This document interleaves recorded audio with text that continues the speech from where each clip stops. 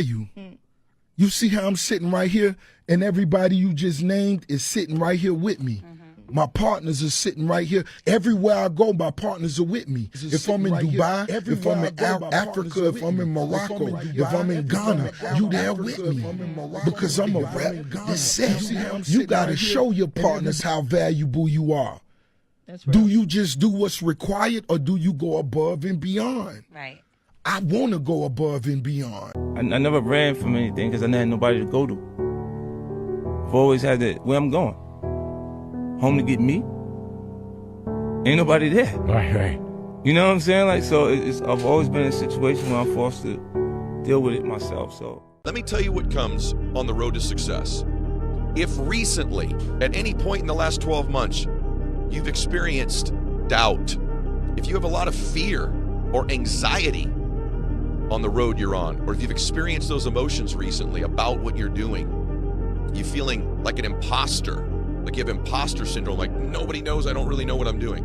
You're on the road that I think you should be on, the right road, the road less traveled. Surround yourself with people that's just as hungry and eager to learn, eager to succeed as you are. And don't let nobody talk you out of your vision because they can't see it. I think that's the biggest mistake I ever made because, you know, we all have visions, each and every last one of us. Every human being on earth has a purpose and has a vision or something that they can contribute. It comes to us first by way of a vision, something that you see in your mind, an idea that you have. Nobody else had it, it's yours. And the first thing we usually do is go to our peers and go to the people around us and tell them of our vision. And because they don't have the same vision or they don't believe that they could achieve, properly execute this vision. First thing they say, no, man, you can't do that. What you won't do that for, man? Ain't nobody did. And the first thing we do is like, damn, that might be a dumb idea. Let me just.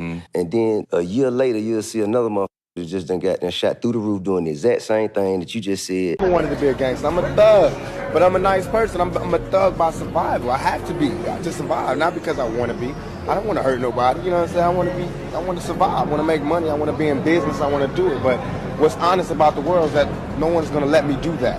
So that's where the thug comes in. But if everybody just left me alone, I'll be a nice person. I'm not being normal. I'm not a normal person. And that comes with self-confidence. Like, I think everybody in here, no matter who you are, what you feel like you look like, or what you feel like you got against you, I think you should always feel like that you special. That's how I always got girls. Like, a girl didn't give me her number back in the day, I was like, all right, that's on you. I still remember. Seriously, I just always felt like I was special, and some people would call it cocky, but I just believe to make it far, you gotta believe in yourself way more than anybody else would believe in you. Don't let nobody else tell you what you can't do. Here's my advice to you today. Walk away from the 97%. Don't talk like they talk. Don't act like they act. Don't go where they go. Don't specialize in what they specialize in. Throw away the blame list they cling to. Start you a new life. You better go out there and create your own world, or you're going to be a visitor in somebody else's world. You're just going to be visiting. You're just going to be traveling through. You're not going to be able to call no shots. You're not going to be able to make no rules. You're not going to be able to make no decisions in somebody else's world. When I say create your own world, go somewhere, man, and create what you want for your life. Create the world that you want. You create the world that you want when you don't just keep jumping in other people's worlds. When you say to yourself, this is who I am. I'm going to embrace who I am. I'm going to do what I want to do that's based off of who I am. I'm not going to move based off of what society say, or what this group of people say, or what the cool people say, or what the lit people say, or what the thorough people say, or what the people that I look to that think is somebody and they don't even believe they're somebody. But I'm going to go in their world, and I'm going to travel through their world, and I'm going to tippy-toe through their world, and I'm going to do whatever they say in their world because I wasn't strong enough to create my own world. How do the people you want opportunities with see your value? You see how I'm sitting right here, and everybody... Yo, how's everybody doing? Jesus, I got the light on in the wrong whatchamacallit. Let me get that together. Anywho, let me start off right. Yeah. Let's go. Now look, today, thank you everybody who joined the Resilient Army. Salute to y'all. But today we got a quick stream. We gonna be in, we gonna be out. In and out. I promise you, in and out, guys.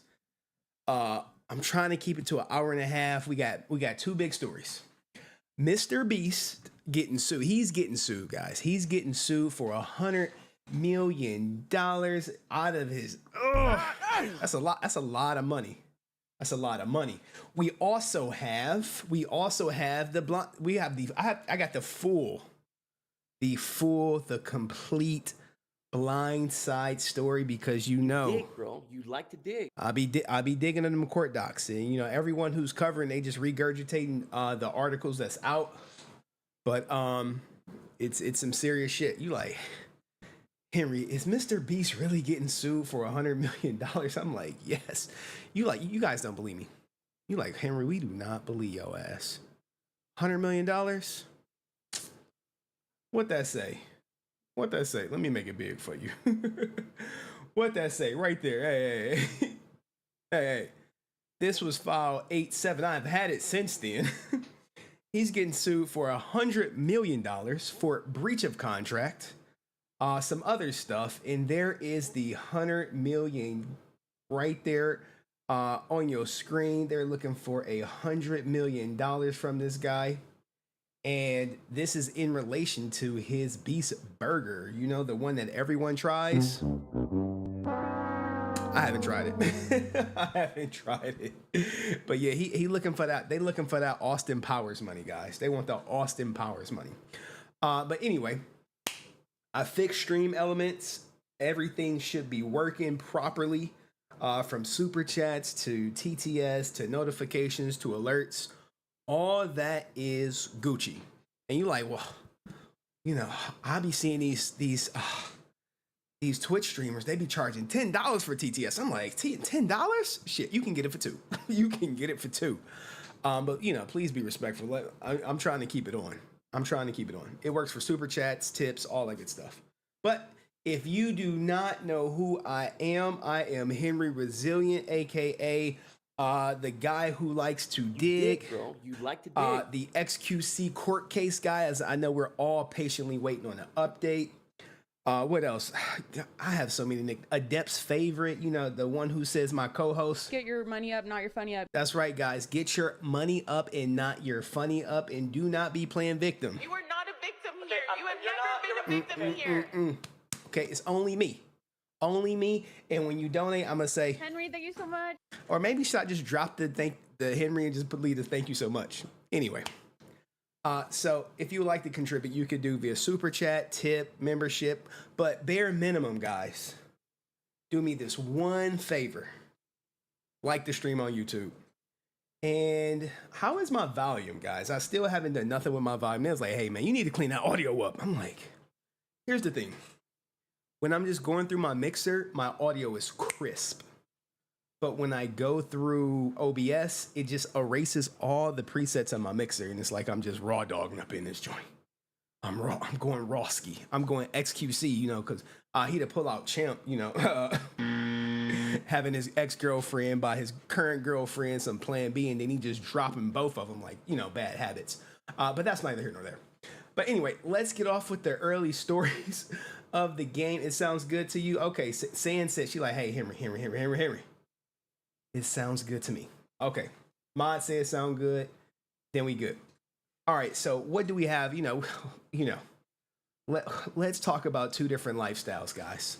Everyone has to make choices. I know we have men and women watching. And if you are watching and you like, well, what should I do, guys? What should I do? I want to be successful. Do you want lifestyle number one? Right? This is lifestyle number one. If you're a man, you're the man in the middle, or if you're a woman, you're a woman on the side. Do you want this life? Okay. Put a 1 for this life, or you could be this guy and this gal, all right, in their life. Put a 2 for this. If you want this to be your life. If you want to pop out what looks to be 1, 2, 3, 4, 5, 6, 7, 8, 9, 10, 11, 12, 13, 14, 15, 16, 17, 18, 19 goddamn kids. Someone said 18. I'm like, shit. Is it 18 or is it 19? Which one is it? 18 or 19 kids? We need to know. We really need to know. okay? Because that could make a. And look, we got somebody who said, nah, I want life number 2. pick number 2 and kick them on that 10. Now look, you know these kids are your kids for forever, guys. You cannot just get rid of them like that. It don't work like that. It don't work like that. I just got done talking to my kid. I'm gonna see her tomorrow. I'm gonna see her Saturday. I'm gonna see her Sunday. Look. Me and my daughter, we got so much planned. We got what do we got? We got a kid's birthday party that they didn't want to invite me to because they friends with my wife, and then it was like, well, my ex-wife, oh, that bitch. They friends with her. It was like, so you got your daughter this weekend? I'm like, yeah. Why? What's up? They're like, oh, are you want to come to my son's birthday party? I'm like, haven't I been coming to your son's birthday party? Yeah, we reached out to her first, and when she told us no, we never got back to you. I'm like, so was I gonna get invited no matter what? They was like, of course. They're like, of course. Did she like the bike? Yes. Maybe I'll show you guys a picture of the bike. For everyone who don't know, I did build my daughter a bike, and I posted it in Henry Court. So if you want to get like breaking news, like, oh shit, Henry built his daughter a bike. What the bike look like? It's in Henry Court. But yeah, she liked the bike. She was cool. She was riding it. You know what I'm saying? I got to work on her pedaling. But I'm like, y'all motherfuckers wasn't going to invite me to the party because the wife is friends with my ex-wife, so he got to side with her. What else? We got XQC getting trolled with the Tour de France while trying to be serious. Right now, look, listen to the music in the background. Listen to the music in the background, guys. Listen to it. Maybe you caught this. Maybe you didn't. But this is hilarious. He's reading these tweets because, everyone's killing Linus right now. They killing his ass. And damn, he only got 3 messages? Shit, I might have to slide up in his DMs, man. Like look at this. 3 messages from in XQC inbox. Interesting. All right, let's hear it. What the fuck is that, man? What is that, man? In typical Twitter fashion, they hit me with the update. They like,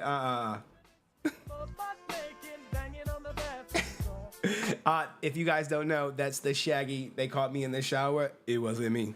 They said, well, she keeps saying, well, I caught you doing this. He's like, nah, it wasn't me. Now look, he know he was in a relationship. He know he was, but he got to get it how he live. Yo, what the fuck is lit? This is a serious segment. What is wrong with you? Now look, they posted this, I believe, in a goddamn reply because they knew he was going through this. Like, let me slide this in. Let me slide this in. Now, if you look in the clouds, you can see Dr. Disrespect in the background. he laughing.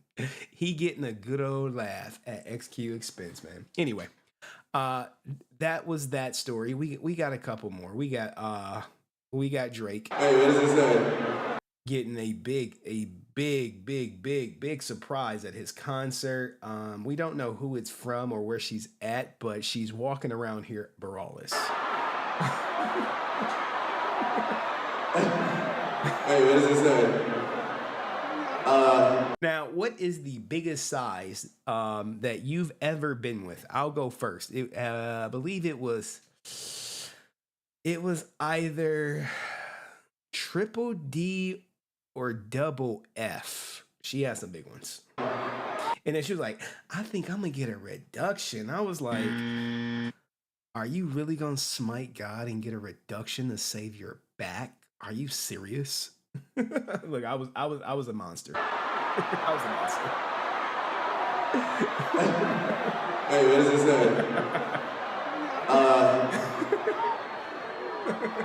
I can't read this out loud, actually. Sorry, I can't read this card out loud. It's nasty. Who's it? Who did this? Now, I see we got Coach Gang in the building. Shout out to you. I appreciate y'all. This is love. This might be the end of a saga right here. This might be the end of the road. I don't know. Now, at this point, them bras have to be custom made. Okay, they have to be custom.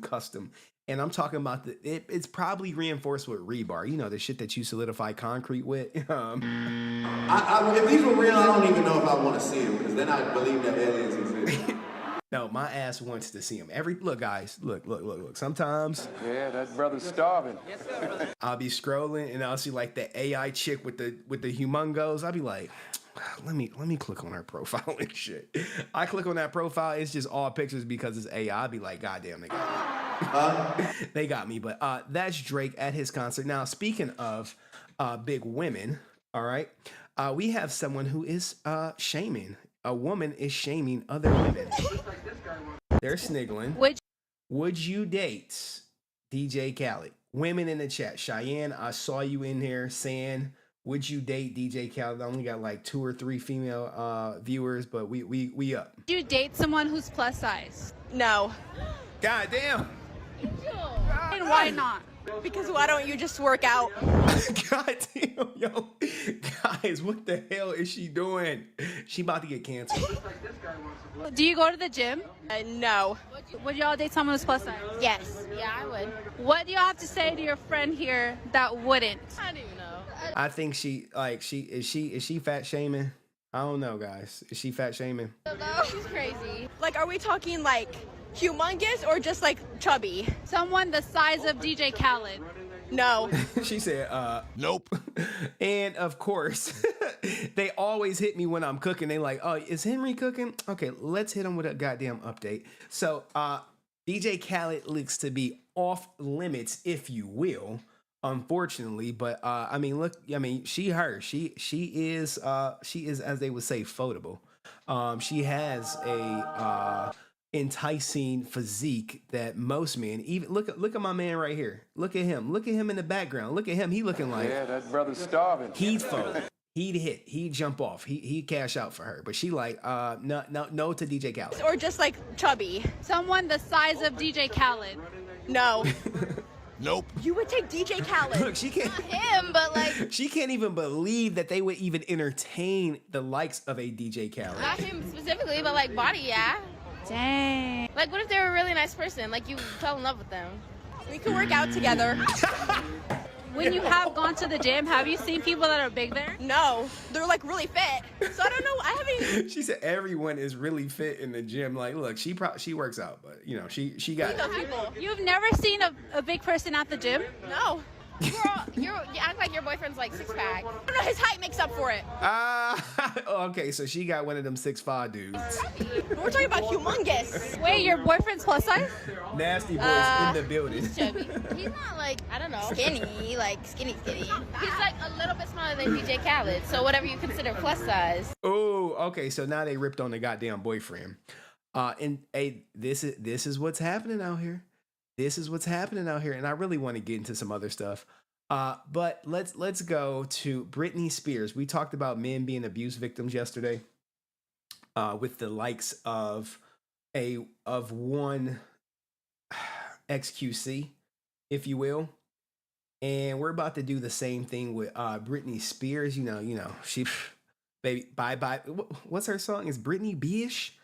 It looks like Sam claimed she attacked him in his sleep, and everyone was like, night terrorist, like night terrorist. Now look, he's a big brolic dude. He probably can hold his own, but when he's asleep, he's defenseless, guys. He has no recourse other than to get his block knocked off. And allegedly, I believe we go through the article, Britney Spears got physical with him over the years, he's told police, once giving him a black eye while he was sleeping. God, she accidentally hit him. Probably, right? Sources with direct knowledge tell us Sam frequently complained about Britney getting physical with him during their 7 years. Now, here's the thing, right? What happens is you got this big brolic dude, and we know she like probably, 100 pounds soaking wet. I mean, you can see the bruise right here. They was like, hey, let's make sure we get this bruise on camera. But she knows she really can't hurt him, okay? She really can't hurt him physically. I mean, but she catch him slipping, she might black his eye. And if he was to fight back, he would be in jail. You know, they'll come get him. FBI, open up! They'll take him away, but they're going through a divorce, guys. And rumor has it, well, it ain't even a goddamn rumor. He is trying to get paid. He told her The only way we gonna get this divorce Gotta get my bag and run. is if you make this prenup nice. Now look, he is definitely gonna get paid. He's definitely gonna get paid. Britney is a strange woman. She be doing strange shit. And it's rumor that he also got cheated on. But look, guys, Britney got a lot of money. A lot of people will fold Britney ass up. A lot of people will fold. You got to get that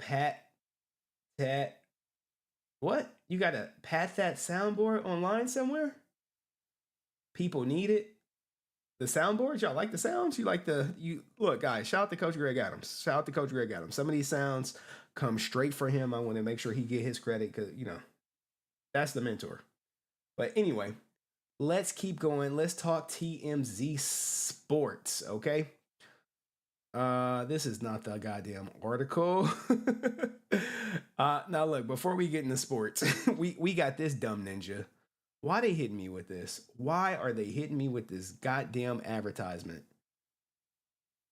And they gonna hit me with it again. All right, well, anyway. Let me see if I click right here. Will they hit me with it? Yeah, they gonna hit me with it every time. They like, no, Henry. No. Well, anyway, it looks like Larsa Pippen in her nephew, well, not her nephew, whatchamacallit, not her nephew, but it ain't her boyfriend per se. Possibility of they like, look at this happy ass couple right here, right? Little, what's the age gap? It was like, hey, does your father approve? Nope. No, hell no. You about to marry someone who cashed out his teammate, still cashing his ass out, and let's get to it. Hey, Marcus, I have a people's question, man. What's the possibility of a marriage happening between you and Larsa? We're looking for a location. Looking for a location? Look. You guys. He is looking for a location. That prenup. Always gotta show they teeth. He was showing hella teeth. Look, he happy, man. She is draining him as much as he can produce. She is gonna keep him drained. All right, and we gonna get to the speed situation in a second. But do you guys think this is a big dub or a big L if he marries this chick? What do you think? Let me know in the comment section. Big win or big L for Mr. Whatchamacallit. Look, L. L. Hey, super chat. Finally getting to the beast. Everybody like the stream. Yes, Dust. We gonna get to Mr. Beast in about 30 minutes. We gonna do some of these quick stories, and then we are going to Blindside, and then we're gonna save Mr. Beast for last. And salute to look, does come in blessing people. Welcome, Ashley R, to the Resilient Army. Like, I be thinking about playing one of them. You know what I'm saying? But look at Joe Nilda. She's like, I believe in love, guys. I believe in marriage. Okay, Joe Nilda. We want her to find her husband. And I think I got like 4 women who follow me, who watch me. Oh, 5 if you count Francis. Where Francis at? She here? Is she in the audience? Nope. All right. But he is saying they're looking for a venue. Looking for a location. Do you guys have a date?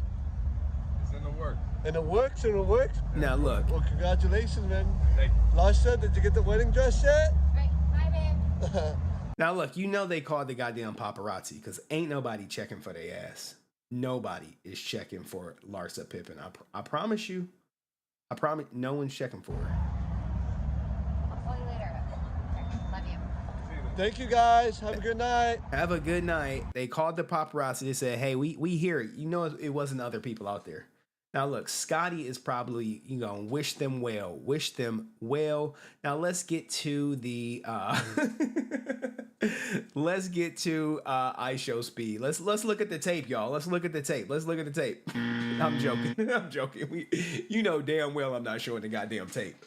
And shout out to all the new members joining. Compliments of Dust. And guess what? When you join, you're supposed to spam the Dust emoji. It is a rite of passage, and you get a free super chat. Compliments of Dust, man. So look, here's the thing, guys. I think enough people know Ishowspeed. He is not banned from YouTube after exposing his junk on stream. Now, what happened? If you guys don't know, he was jumping up and down, gyrating, and I guess he was just wearing some boxers, and his Johnson popped out. Okay, his Johnson was everywhere, and it went viral. Right, it went viral, and everyone was like, "Yo, is he about to get banned?" Now, look, you could say he didn't know, or maybe he was testing the goddamn limits of YouTube because it looked accidental. But guess what? Everyone talking about his ass. I'm sure his subs went up. I'm sure his followers went up. I'm sure everything. I mean, even he was up. You know what I'm saying? Even he was up. But YouTube has announced he is not going to get banned. And there is the look. There is the look right there of him realizing, like, oh my God, what the hell happened? And look, guys, this is why you're supposed to wear boxer briefs. You know what I'm saying? You don't have to worry about that. And also, you shouldn't be gyrating. But he's a very animated streamer, so he's going to animate. He's going to be animated. All right. Now that we got all those quick stories out the way, thank you, Dust, for the donations. Welcome new members. Let's get into the first story. And we got to talk about the Blindside. Honestly, I didn't know what to think. It's news to me. So if you guys don't know, Michael Oher, NFL Super Bowl champion, is suing his adoptive family from the movie Blindside with Sandra Bullock, where she won the Oscar for Best Actress or something like that. Like, we saw him on the street and we just took him into our family, put him in Ole Miss or Mississippi State, got him into the NFL, and he loves us. We're his adopted family, even though it's looking like they may have put a fast one on his ass. You know what I mean? I found out like the rest of everyone else. Unfortunately, it's not a good turn of events. This movie inspired so many people. Did you guys feel inspired watching it? Did you want to go adopt a kid on the street after you saw the movie? Nope. Change people's lives, mine included. Yeah, he got a bag. I feel for everyone involved. You know what I mean? I'm not taking sides. I love Michael. I love the Tui family. I don't know. Look, some people never watched it. In the end, I haven't been in communication with them. Since the movie, honestly. So I'm not sure what to make of what's going on. It's unfortunate. Most we could do is offer prayers and hopefully. Thoughts and prayers. Now, he's about to talk on Sandra Bullock because should Sandra Bullock, guys, have to give back her Oscar? Should she? Nope. Shit. I'm not sure what to make of what's going on. It's just, he unfortunate. He don't want to get into it. Most we could do is offer prayers and hopefully they resolve what they're going through. No shot. In the process, the prep, for the movie, how much did you talk to the family or Michael, about the story? Well, I mean, he's shuffling. I'm kind of iffy on what to really say now about the movie in a sense because of, bruh, look, stop shuffling. Did you talk to Michael or yes or no? The strike. I really don't want to talk about a project that's, a part of that. But as far as getting to know the family, I did speak to some of them back around that time frame. That's his PR voice. Throw his drag. They say when he's not on camera, I didn't meet Michael. He sounds like this. What's up, nigga? What's up for the weekend, nigga? But when he on camera, he sound like this. Later, it was we were doing an autograph signing event up in Chicago back in 2013, I think. But I got a good sense for all of them. Right? They were real cool to me. So look, they were cool to you. Of course. You mentioned, this film inspired people. It was Academy Award nominated, and Sandra won an Oscar for it. I know. I need that goddamn soundbite. So no. Does it stain, a big project that you've done in your career? Do you look at it like that? Obviously, you have nothing to do with the story, whatever is the truth or not. I don't think it does. I just think this is between them, and as unfortunate as it is. I think it's just. I agree with him on that. I agree with him I on offer up my support, and prayers for all parties involved. Like I said, I'm biased in the sense I don't know what the story is. You know, this is just bro. You know what just the coming goddamn out. story We're just is. seeing this. You know. So you know, this. Like here's the thing. The family, they're very powerful. Make no mistake. The husband is a senator. I believe a standing senator, and he rich as shit. There's gonna be rebuttals. There's gonna be two sides or whatever. But I just hope that everything works out for the best. You know. Social media days, everybody has a voice, fans have a voice. On Twitter, or I guess we call it X now, there are people who are actually saying that Sandra Bullock should have to relinquish her Academy Award for this. To that you say,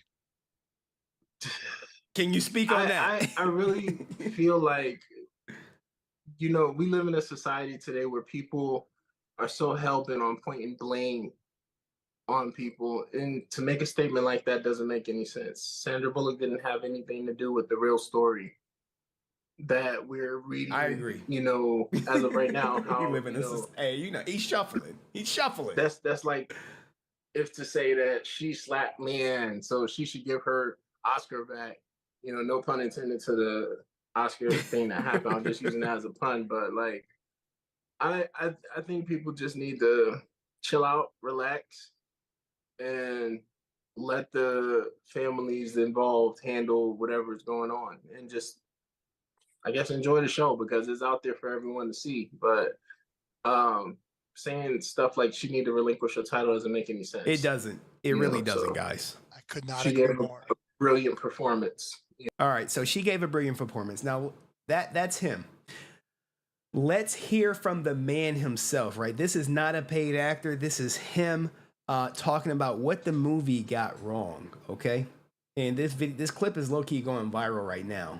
That may not be even what you see is not always the truth, and that there's a lot of narratives out there that may not be even attached to truth. And you mentioned Cam Newton in this. You were a teammate of his in Carolina. You guys went to the 2015 Super Bowl, lost to the Denver Broncos, but you said your interactions with him, very different than how the public perceived him. They thought he was a different guy. What was the guy that you knew?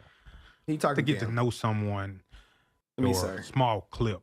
Loving guys I've ever been around. Jeez, so he's talking about Cam. Now he's about to talk about himself. We spent a ton of time together, week in and week out, off days, and you know, just when your character is everything. That's what you work for.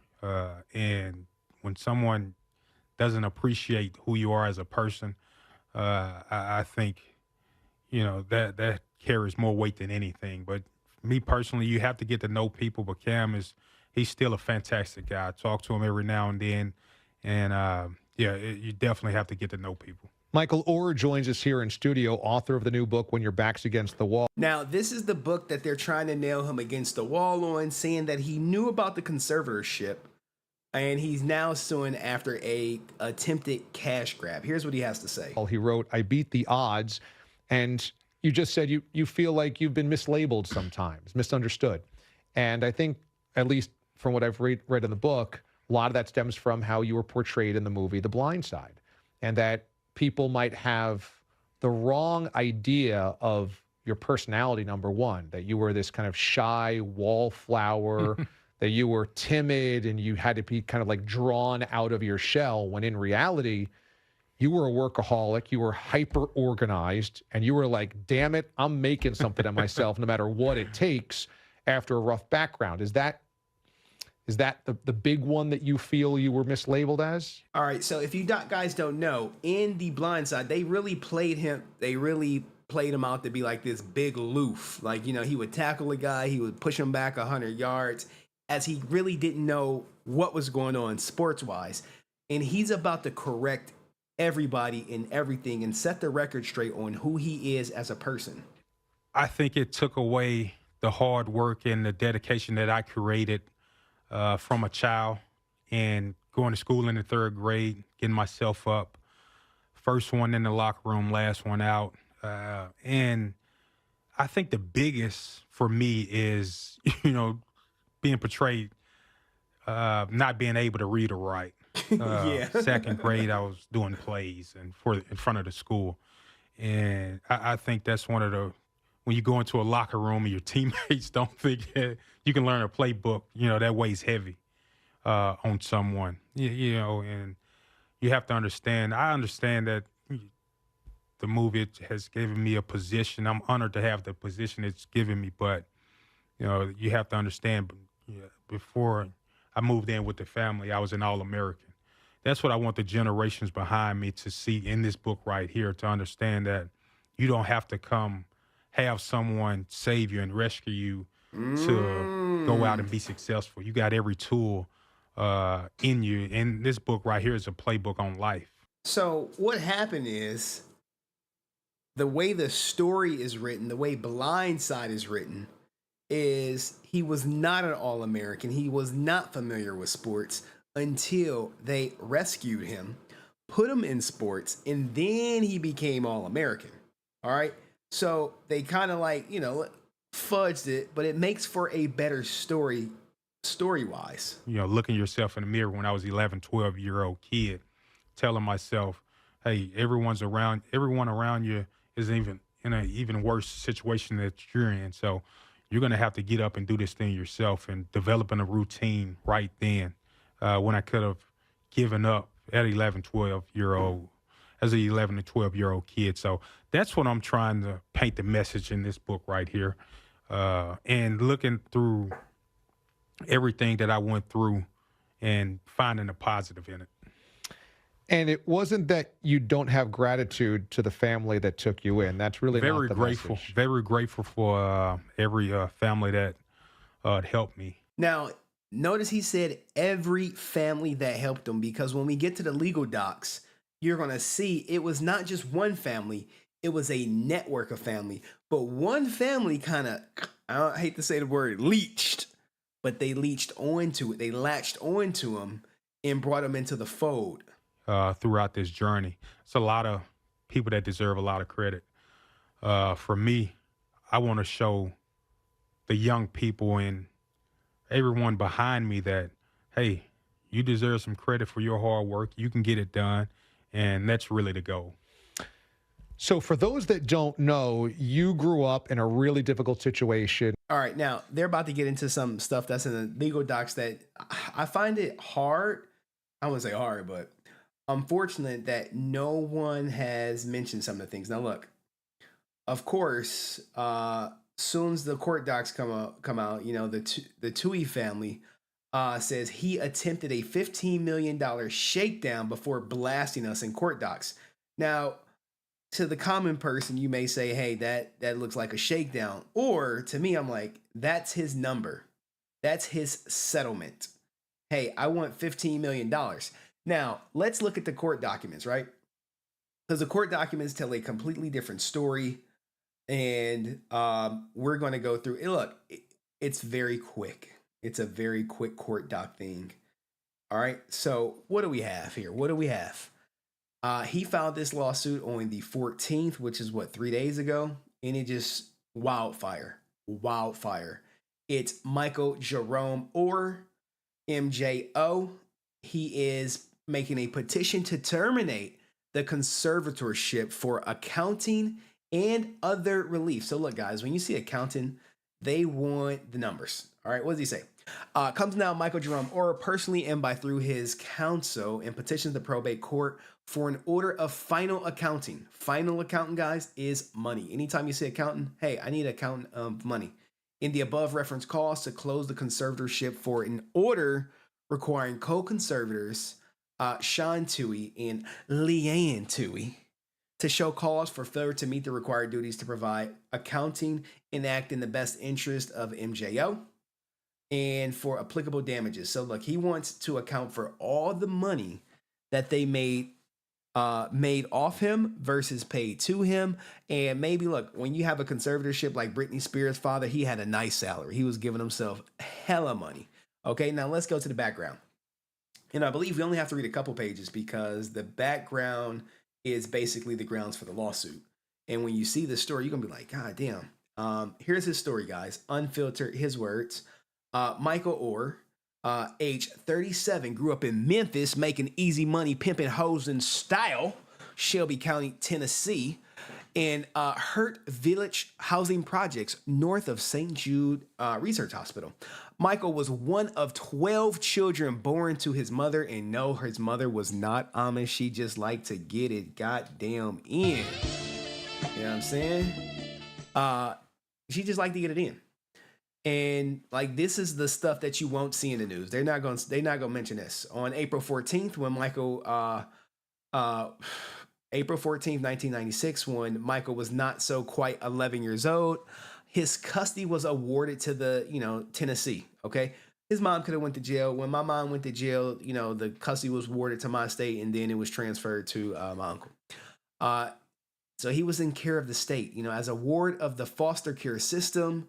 DHS did little to help Michael. The representatives of DH were tasked with caring for Michael, ultimately lost track of him in a broken social system, leaving him to live on the streets, taking care of himself as best he could. Now, it sounds like he ran away, because them group homes are not for the faint heart. You could be a good person. The group home could flip your ass, and then you would be, a local drug dealer or a bad boy. And things could go like that. So what happened? Michael was a smart child, but his formal education was spotty to non-existent. He attended 11 schools in 9 years, so his mother kept getting evicted like mine. I went to we moved 18 times before I graduated high school. So he had to repeat the first and second grade, which is, he's off to a slow start. Hence, he is bigger than most kids.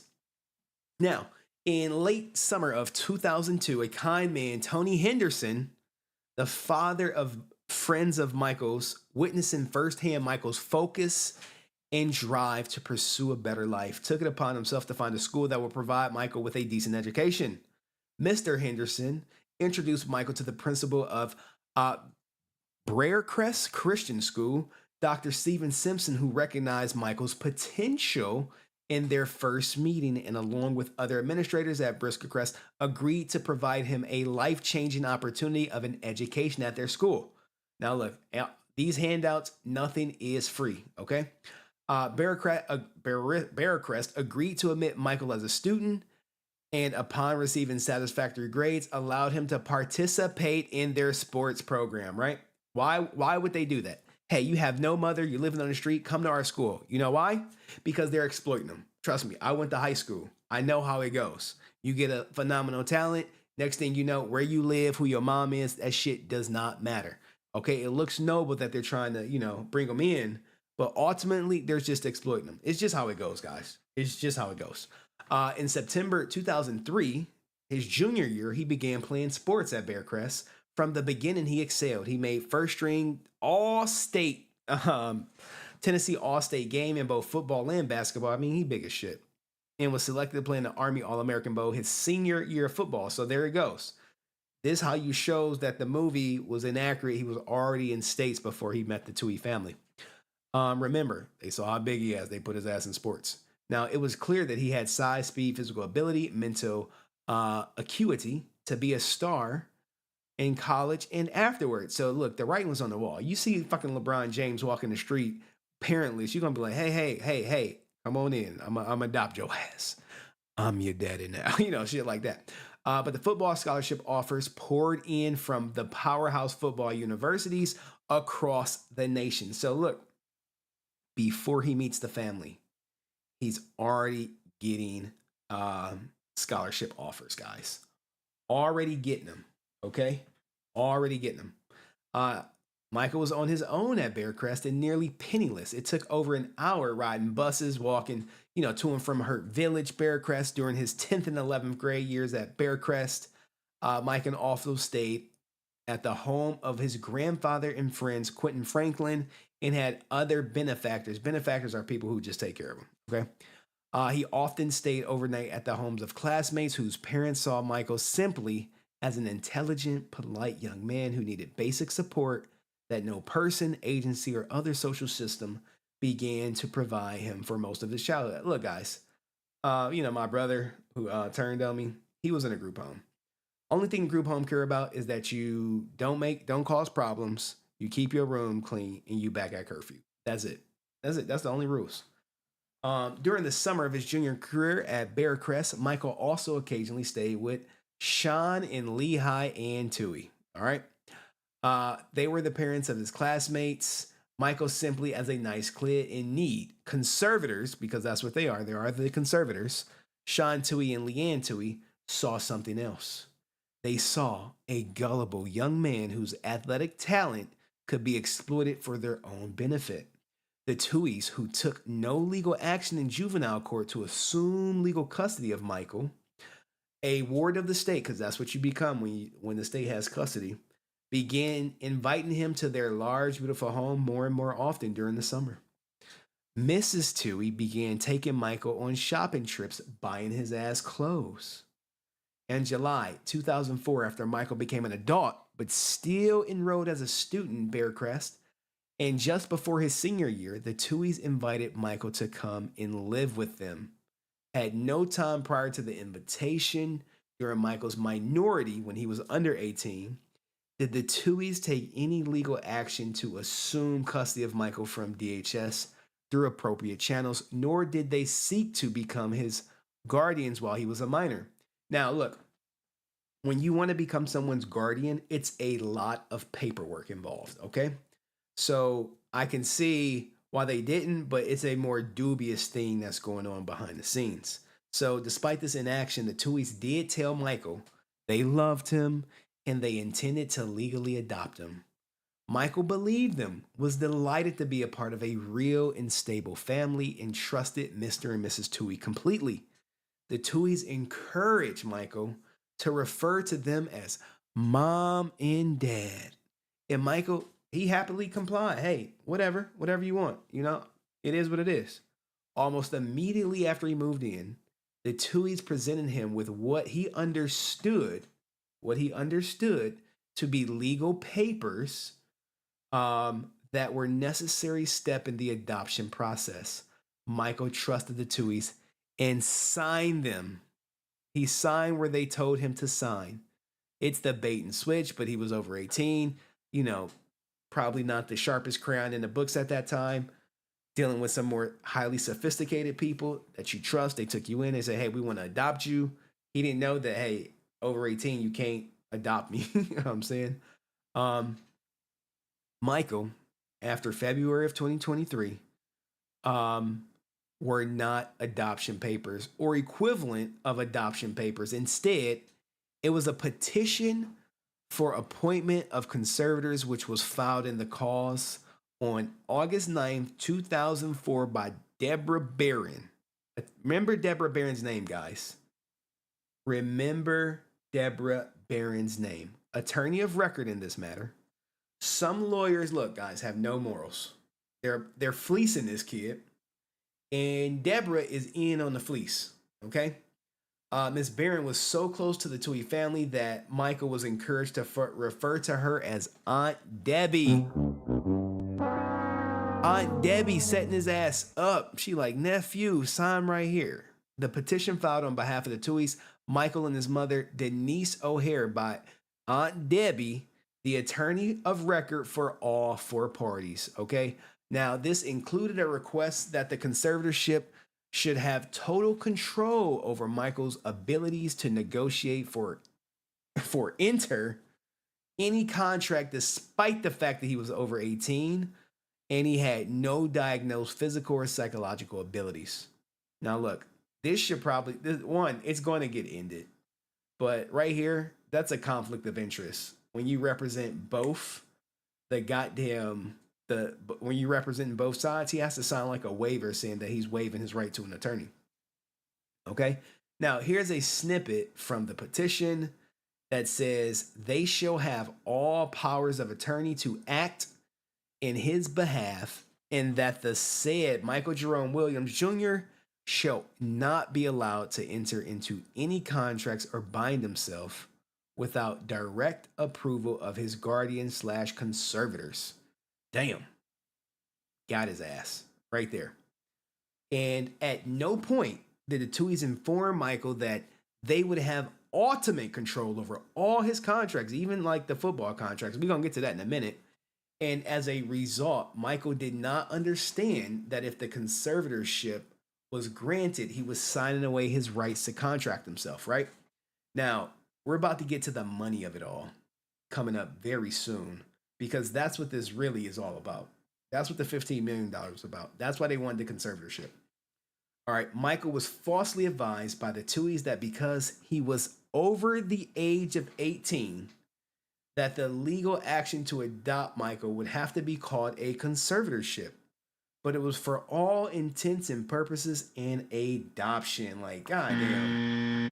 When people take advantage of people, it just makes me sick. It makes me sick. And they look, we're gonna get to their story. You remember, it's like three sides to the story. You got, his side, they side, the truth probably somewhere in the middle. But the Tuohys have falsely and publicly represented themselves as adoptive parents of Michael, continuing the date of filing of this position. Okay, even right now, they own their website.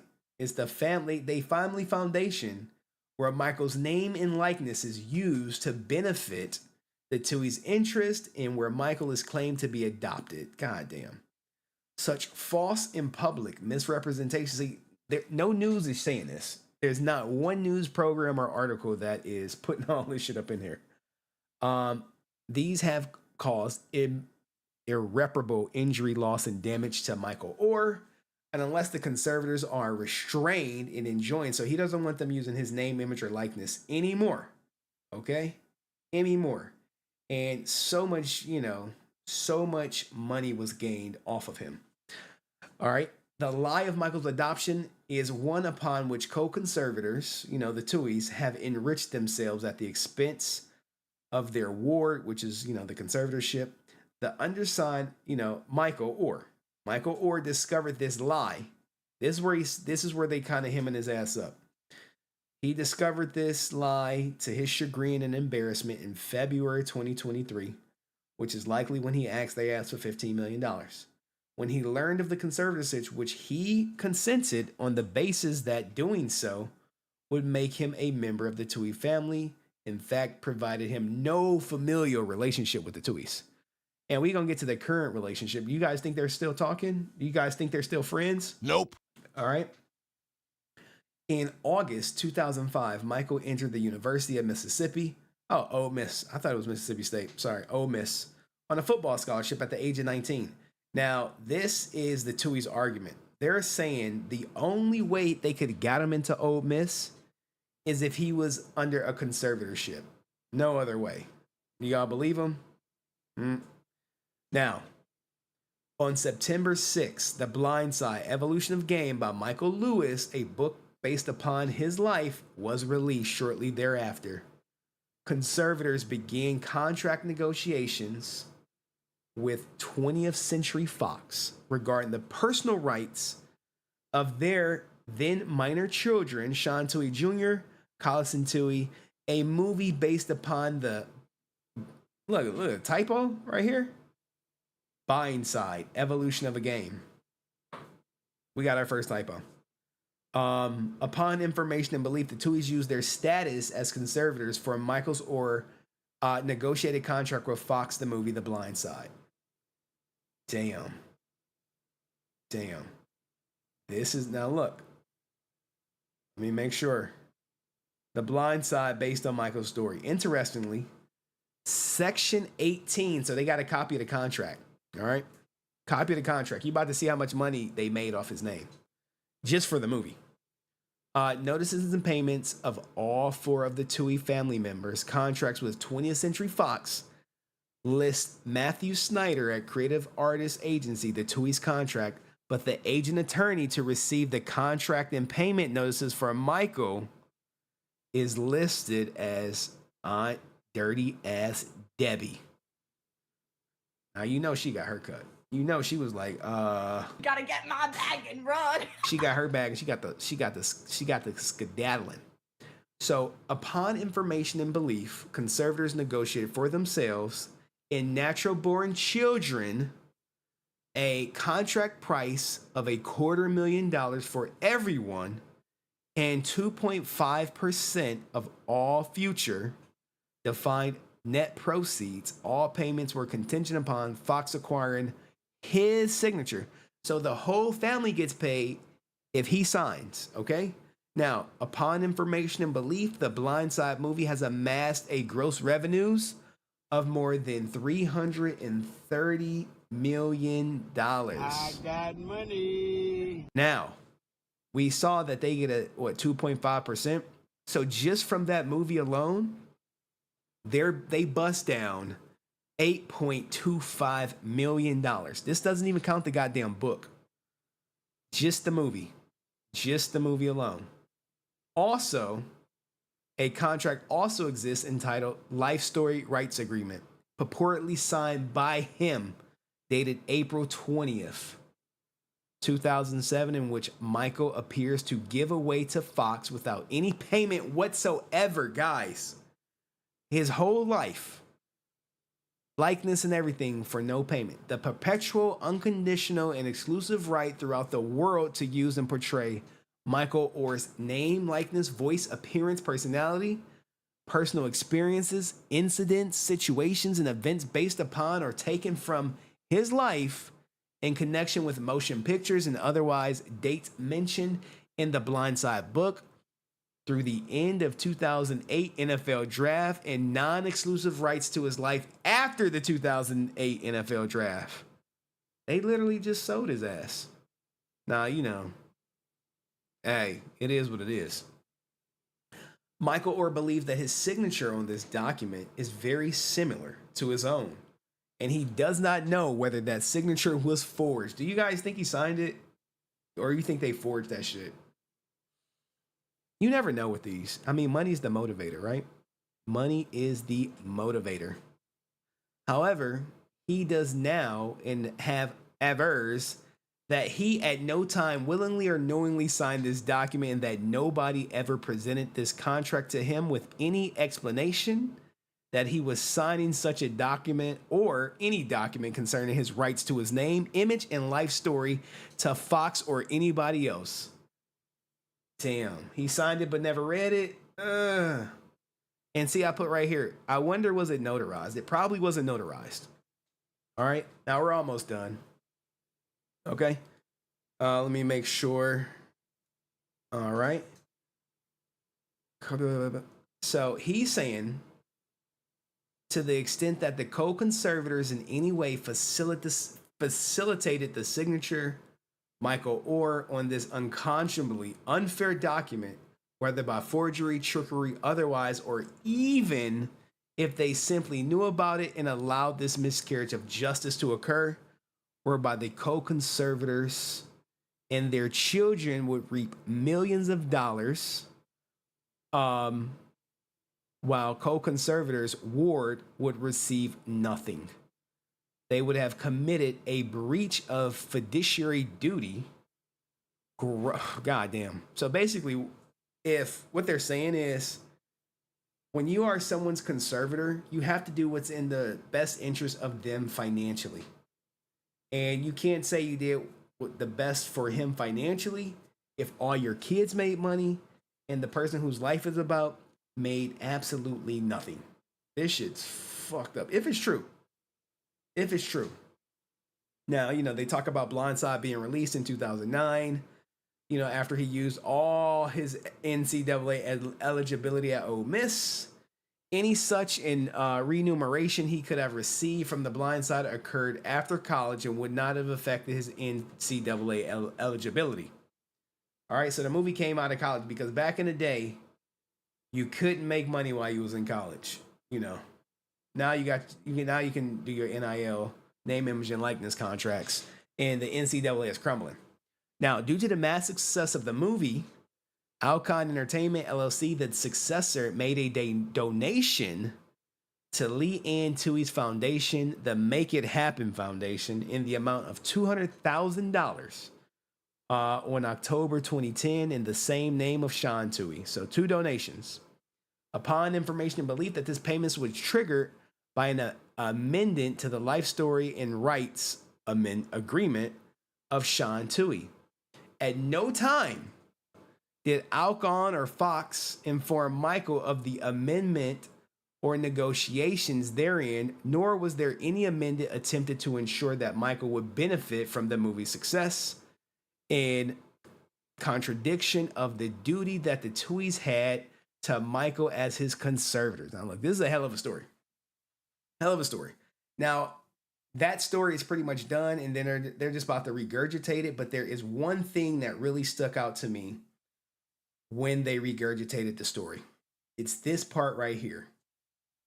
Concerning the duration of the conservatorship, the petition indicated that it is Michael's desire that the petitioners be recognized as his legal guardians at least until he reaches the age of 25.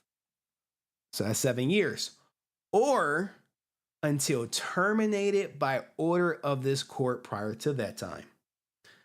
Now, despite the prayer, the court appointed the Tuohys as conservators to serve in that capacity until further orders of the court terminating the conservatorship. So you have to think that this judge was like, no. Y'all want 7 years? No, I'm going to give it to you for as long as he got goddamn air in his lungs. Milk his ass. Milk him. This is sad. This is sad. Sad. This is where the system failed him. Not just his parents or his, whatever they are, trying to exploit his natural talents, but now the judge failed his ass. Didn't even question it.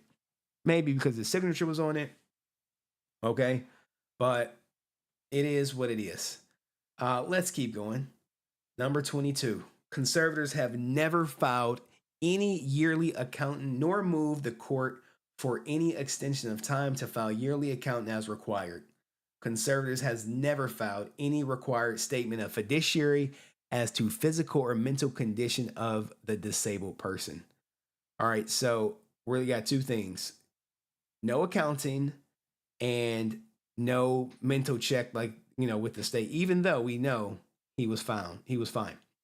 Conservators never sought to have the conservatorship modified to appoint other third parties as conservators due to the plain conflict that would and did arise between their fiduciary duties and their own personal financial interests related to the movie. Okay, so I think we got just a little more. Since August of 2004, conservators have allowed him specifically and the public generally to believe that they adopted him and have used this to, make buku money, right? But all monies made in said manner should, in all consciousness or conscience, it's consciousness, I'm tripping, in equity be disgorged and paid over to said ward, Michael Oher. Do you guys agree? He's asking for every penny that they ever made to come back to them. Do y'all agree with that? Do you think he should get it? I mean, he's owed something. And he goes on to say it's unnecessary, since it's no longer needed, the court should terminate it, which is going to get terminated already. The court must specifically enumerate the powers removed from the respondent invested in the conservator. So, hey, they need to be taken off. No, they should have no more power, okay? A key obligation which conservators must meet is the care of the ward's property. So this is him saying like, hey, they weren't even good conservators because they took all my money. I made nothing from it. Since the inception of the conservatorship, an important asset of Michael has been the rights to his name, image, and likeness. Every individual has a property right in the use of a person's name, photograph, or likeness in any medium or manner. Okay? This court specifically removed the ability of Michael to enter contracts regarding his NL rights and gave the rights to conservators, which they did. They made 2.5% of $330 million, millions of dollars, which he did not receive. And it's a story that wouldn't have existed without him. So he wants the money from the goddamn movies, guys. The movies and books. And he wants court costs and attorney fees. and all that good stuff. And this is basically them to stop. When you see injunction, it's to stop using his name, image, and likeness immediately. Now, me right here, just the think of me, are they going to pull the movie or the book? Is it going to happen? Nope. No. They're not pulling the movie. They're not pulling the book whatsoever. He still wants accounting for all the money that belongs to him. And there is his signature. Now, let's get to what they said, right? What they said. They say, look, he's lying. They saying he's cap. He's saying Stop the cap. he knew about the conservatorship. He wrote about it in his 2011 book. Okay, and he cited it, I think 3 or 4 times. Okay, Tennessee Sean and Leanne Hyvee will be named as my legal conservators. Now, here's the thing, right? Yes, he put it in his book. At the time, did he know what it meant? Nope. No. And that's the book, I Beat the Odds. And now we go to an update. There's the family. Now, look, they have already said, look. Hey, we going to end that 19-year conservatorship for him. Like, you don't say. Now, we do have a comment from their attorney. I believe the comment came in a couple hours ago. There's them at Ole Miss with their adopted son. You know, there they go. Senator and his wife, Leanne, Super Bowl champ right here. Sandra Bullock. There go them at draft day. Like, we got one. We look at this happy family right here, right? Okay, so let's get to, damn, these advertisements are aggressive. All right, where is it saying? I gotta find it since I made it bigger. Okay, here we go, right here. The couple's attorney said that the Tuohys and Oher have been estranged for a decade, guys. So they haven't spoken a decade. Steve Fousey said Oher has become more and more vocal and more threatening in recent years, adding that this is devastating for the family. Devastating for the family. Okay? Remember, father's a senator, I believe, right now. The Tuohys have called Oher's allegation a shameful shakedown attempt and a court of laws in no place to play. On Tuesday, which was what? Today, right? Shit, today? Oh, no, 2 days ago. The couple said through their lawyers that Oher had threatened, before filing the petition to plant a negative news story about them unless they paid him $15 million. Now, this is smoke and mirrors. Hey, I'm going to sue if you don't cash me out. Y'all made $8.8 million off my name just for the goddamn movie. He said he was falsely advised and that it would be called a conservatorship because he was already 18, but the adoption was actually the intent. The couple simply didn't adopt Oher because the conservatorship was the fastest way to satisfy the NCAA concerns that they weren't simply steering him to Ole Miss, their alma mater, which he later attended. Now, look, the kids that go to these schools in the South, they have backers, boosters, where, kids get shoe boxes full of money from these boosters. Not like this, but definitely like, the Tuohys to go to the school because they're going to generate so much money from him. And remember, to this day, they're probably still getting that 2.5% from any profits made from the Blindside. So royalties is what we're talking about, right? Where are we at? The Tuohys added that they set up the conservatorship to help Oher with health insurance and driver's license and being admitted to college. Well, why would you set it up for why would you take it for so long? Why would you not end it? You have to ask questions like that. Their attorney said that they had estimated that each of the Tuohys and Oher received $100,000 each, adding that the couples paid taxes on his portion. Do you think he got the money? Do you think they paid him? Nope. No. And they Michael got every dime. Okay. And then look, here's my favorite line right here. They don't need his money. They never needed his money. Mr. Tuohy sold his company for $220 million, Fousey said.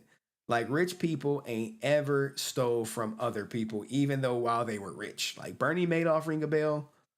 So many rich people take from the poor. All right, guys. What do you think of the Michael Oher story? You know, there goes his conservators. Let me speak legalese. There's them at the draft, them at the movies, you know, and there's our guy right there. What do you guys think? Is they going to end it? Are they going to keep it? What do you think will be the outcome for Michael Oher? He going to get his money back? He going to get his money back? Nope. No. Let me know in the comment section. See you in the next video. Peace. All right, that was just for me to clip it, guys. What up, Alex? All right, let's go to MrBeast now. And then we out of here, guys. And MrBeast is quicker than this story. A lot of moving parts. And MrBeast is already set up. So let's keep it going. How's the pace going? How's everyone doing tonight? I do have some story. Damn, I forgot about these. Look, we gonna do a quick little story. Cause this is funny. It's funny as shit. This kind of break the ice up. This will break the ice up on your ass. Hold on. Saved. I don't want y'all to be in my DMs like, yo, who is in Henry's DMs? You know what I'm saying? Who is in DMs? All right, so we got a funny story and then we gonna keep it going. You know, because relationships are dead, as Sam would say. And this man just purely gave up. He just gave up. When I first got her, I called her my synthetic girlfriend.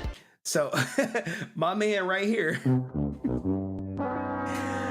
he has a synthetic girlfriend because the real ones just ain't working for him. But it's actually progressed to the point where it's like, you know, she's my wife.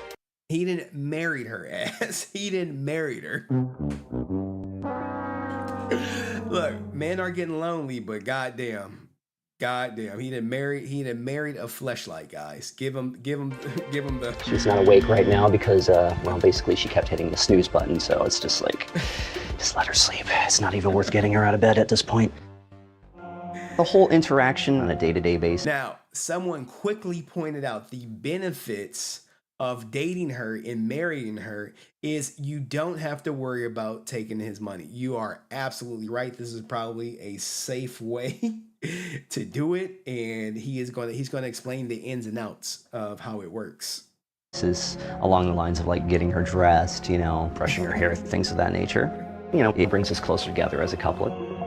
I'd actually. Now he got the goddamn choker on her. Yeah, I'm saying, what the fuck is this? I worn this necklace a lot, and I decided she should have it. It's kind of like, you know, when you give your sweetheart a class ring, that sort of thing.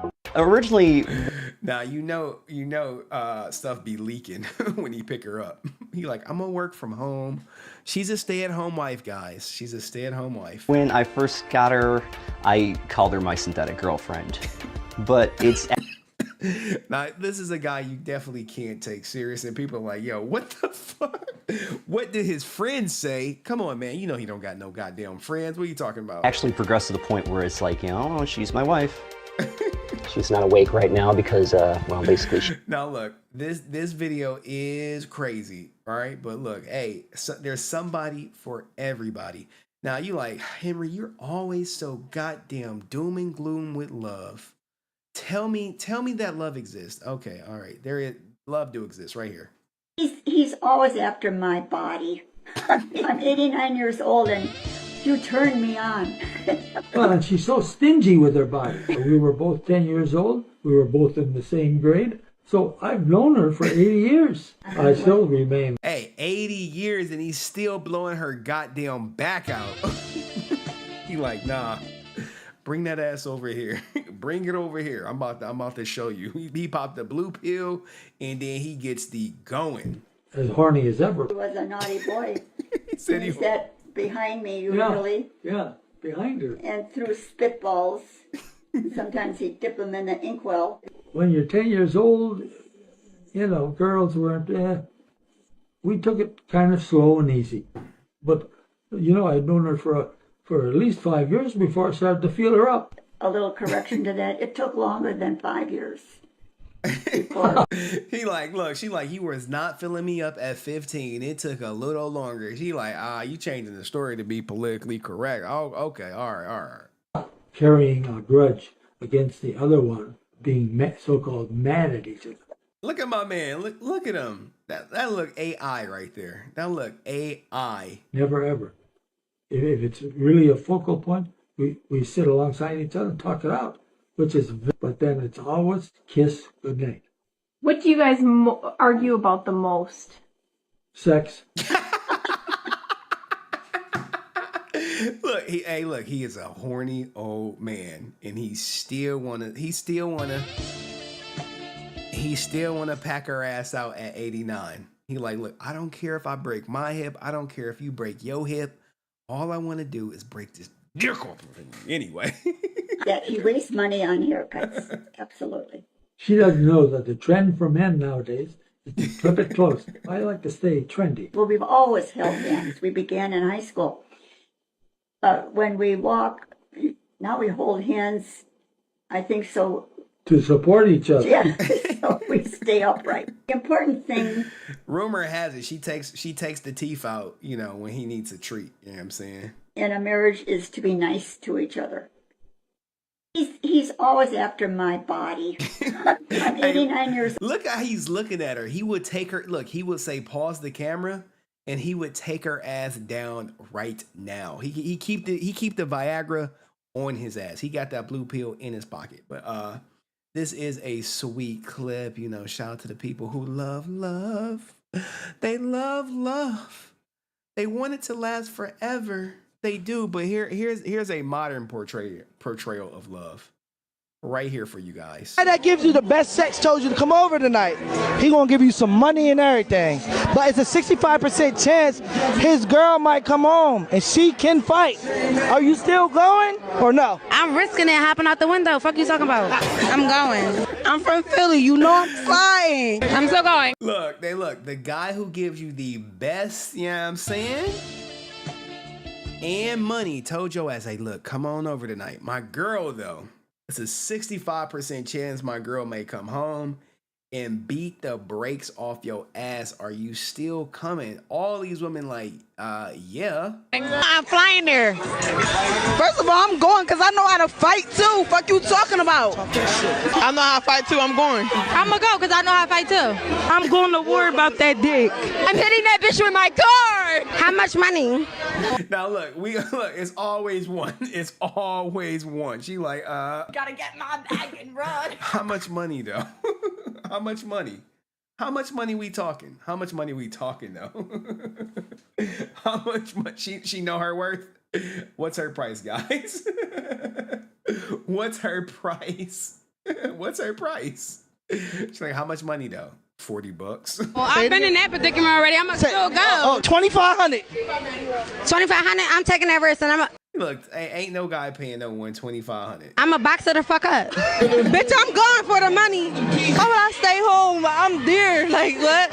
Where the money at? I'm gonna go beat that bitch up and take his money. I'm gonna go and box her the fuck up and still suck his dick. Whoa. She's still gonna drop neck. For the bet. That gives you the best. All right, I can only play this once. It's some other stuff I did not get to. Because I really want to. This is a horrible clip. You want to see a horrible person in action? Horrible person in action. Oh shit! Look, we got Coach Gang in the middle. He's like, nah. Her price is her OnlyFans subscription price. God damn. And that's you.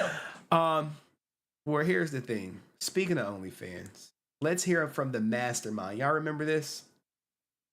Who do you think mastermind this whole ordeal? He about to spill the beans right here. Oh, to me and her aren't really like swingers. We haven't really got that far with it. She just did one adult scene with another guy and was basically rewarded with the greatest amount of publicity and money that you could ever imagine. I know tons of chicks who are fucking people for $1,000, and she got paid millions basically. Well, I got to give it to her. Like she's a fucking genius. Now look, this is a lot of coke. I love the emoji. Look, this right here, guys. you see off to the right is one of my favorite emojis right here, my favorite GIFs. I don't know, man. I do not know. The cope is real right here. Like, hey, she got paid $1 million, so I guess that makes it okay.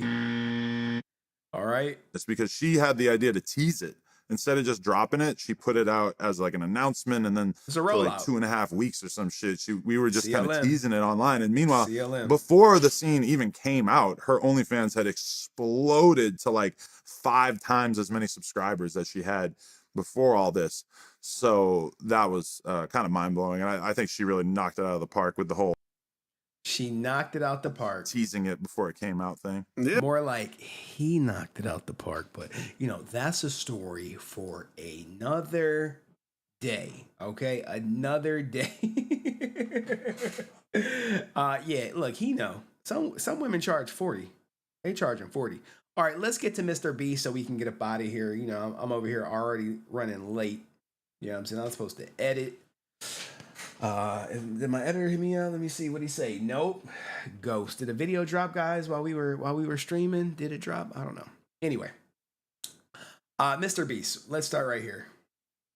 All right, MrBeast. He's gonna talk about Beast Burger. Where's MrBeast Burger? How many of them do you have? Right now, we don't have any physical. We have 1,600 virtual restaurants. So you order it online and then they deliver it? Yeah, so like, let's say you own a mom and pop restaurant. You literally just sign up, go through the course, you learn how to make all the stuff on a menu, and you just order our ingredients and our packaging, and then you just flick it on Uber Eats, DoorDash, Grubhub, and you can start taking orders, and we let you keep a majority of the revenue. So it's basically like, it's a win-win for restaurants, especially when COVID first hit. It was like huge for a lot of restaurants because I was pushing it really hard back then. And like some restaurants, you were literally laying off people, and then they started serving Beast Burger, and some of them doing like 10 grand a week.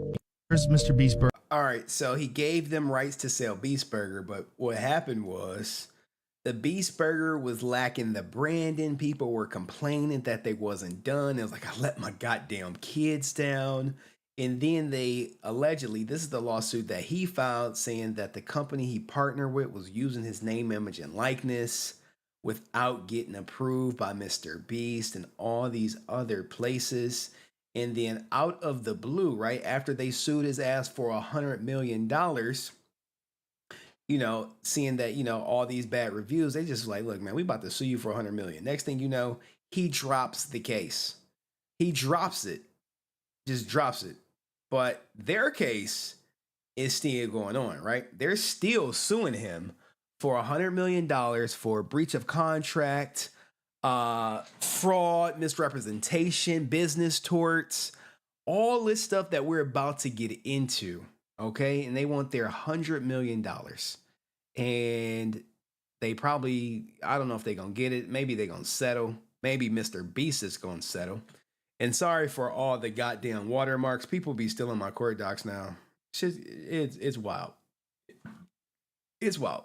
People don't want to do the work to get them, but they want to like, according to the court docs, they supposed to be like obtained by HenryResilient. They be like, nah, we're not gonna give you credit, and we're just gonna erase HenryResilient. So now I made it just a little harder to erase, if you will. All right. So look, he's getting sued for $100 million. And they're saying, look, you have 20 days after the date of service of this summon or within 30 days after service to respond. Now, this was filed on 8/7, okay? 8/7. And I've had it for a while. It's just, XQC stuff has been going, all right? And it looks like it's a lot of pages, but it's really not. It's an illusion. It looks like 26 pages, but it's not. So what do they have? This is brought to you by Virtual Dining versus MrBeast, and they put out his government, which is easily to find. Introduction. This case is about social media celebrity who believes his fame means that I'm sorry. This case is about a social media celebrity who believes his fame means that his word does not matter, that the facts do not matter, that he can renege and breach his contractual obligations without consequence. He is mistaken. They like, nah, we coming for your ass. We coming for you. Like any party to a contract, Mr. Beast must be held to his word and held accountable for his contractual breaches and other misconduct, including but not limited to, they throw in the goddamn whole kitchen sink. I believe it's 9 counts, right? 9 counts.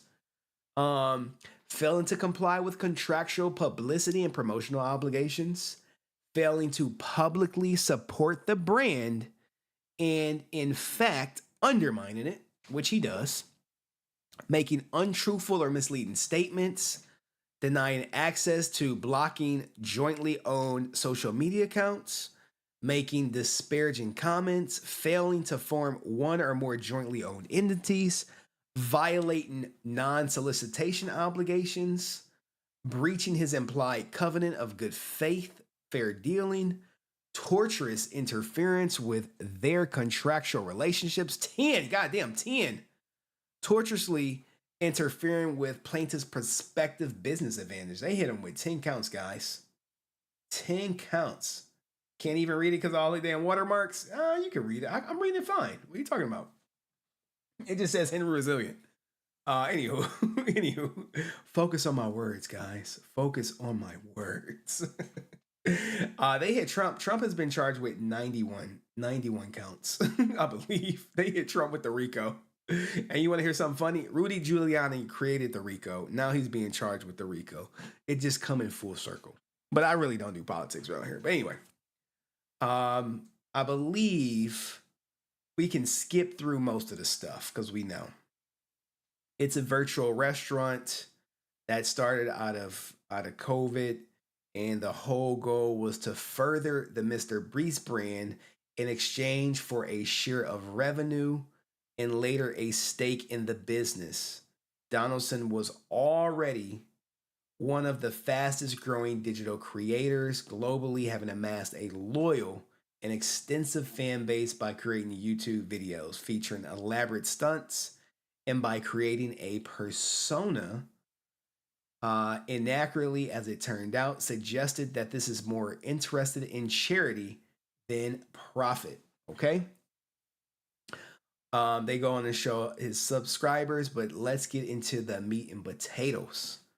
All right, the meat and potatoes. He will get probation. Anyway, in November 2020, an event designed and tested to help launch MrBeast Burger, plaintiffs organized that pop-up that took place in the town of Wilson, North Carolina, just a few miles from his home. You remember the home? Everyone remembers it, okay? It was a YouTube video everyone watched. And all I'm doing is skipping the unimportant stuff, okay? Stuff we already know from the first time I covered it. You know, as the MrBeast Burger business boomed, him and his licensing company schemed to exploit their leverage and renege on their agreement in an effort to seek a better, more lucrative deal. This is the first part where the F stuff starts coming in. For example, in an effort to pressure the plaintiff into transferring to him part of their business interests, MrBeast bullied them on social media and threatened to terminate the parties' agreements if the plaintiffs did not accede to his demands.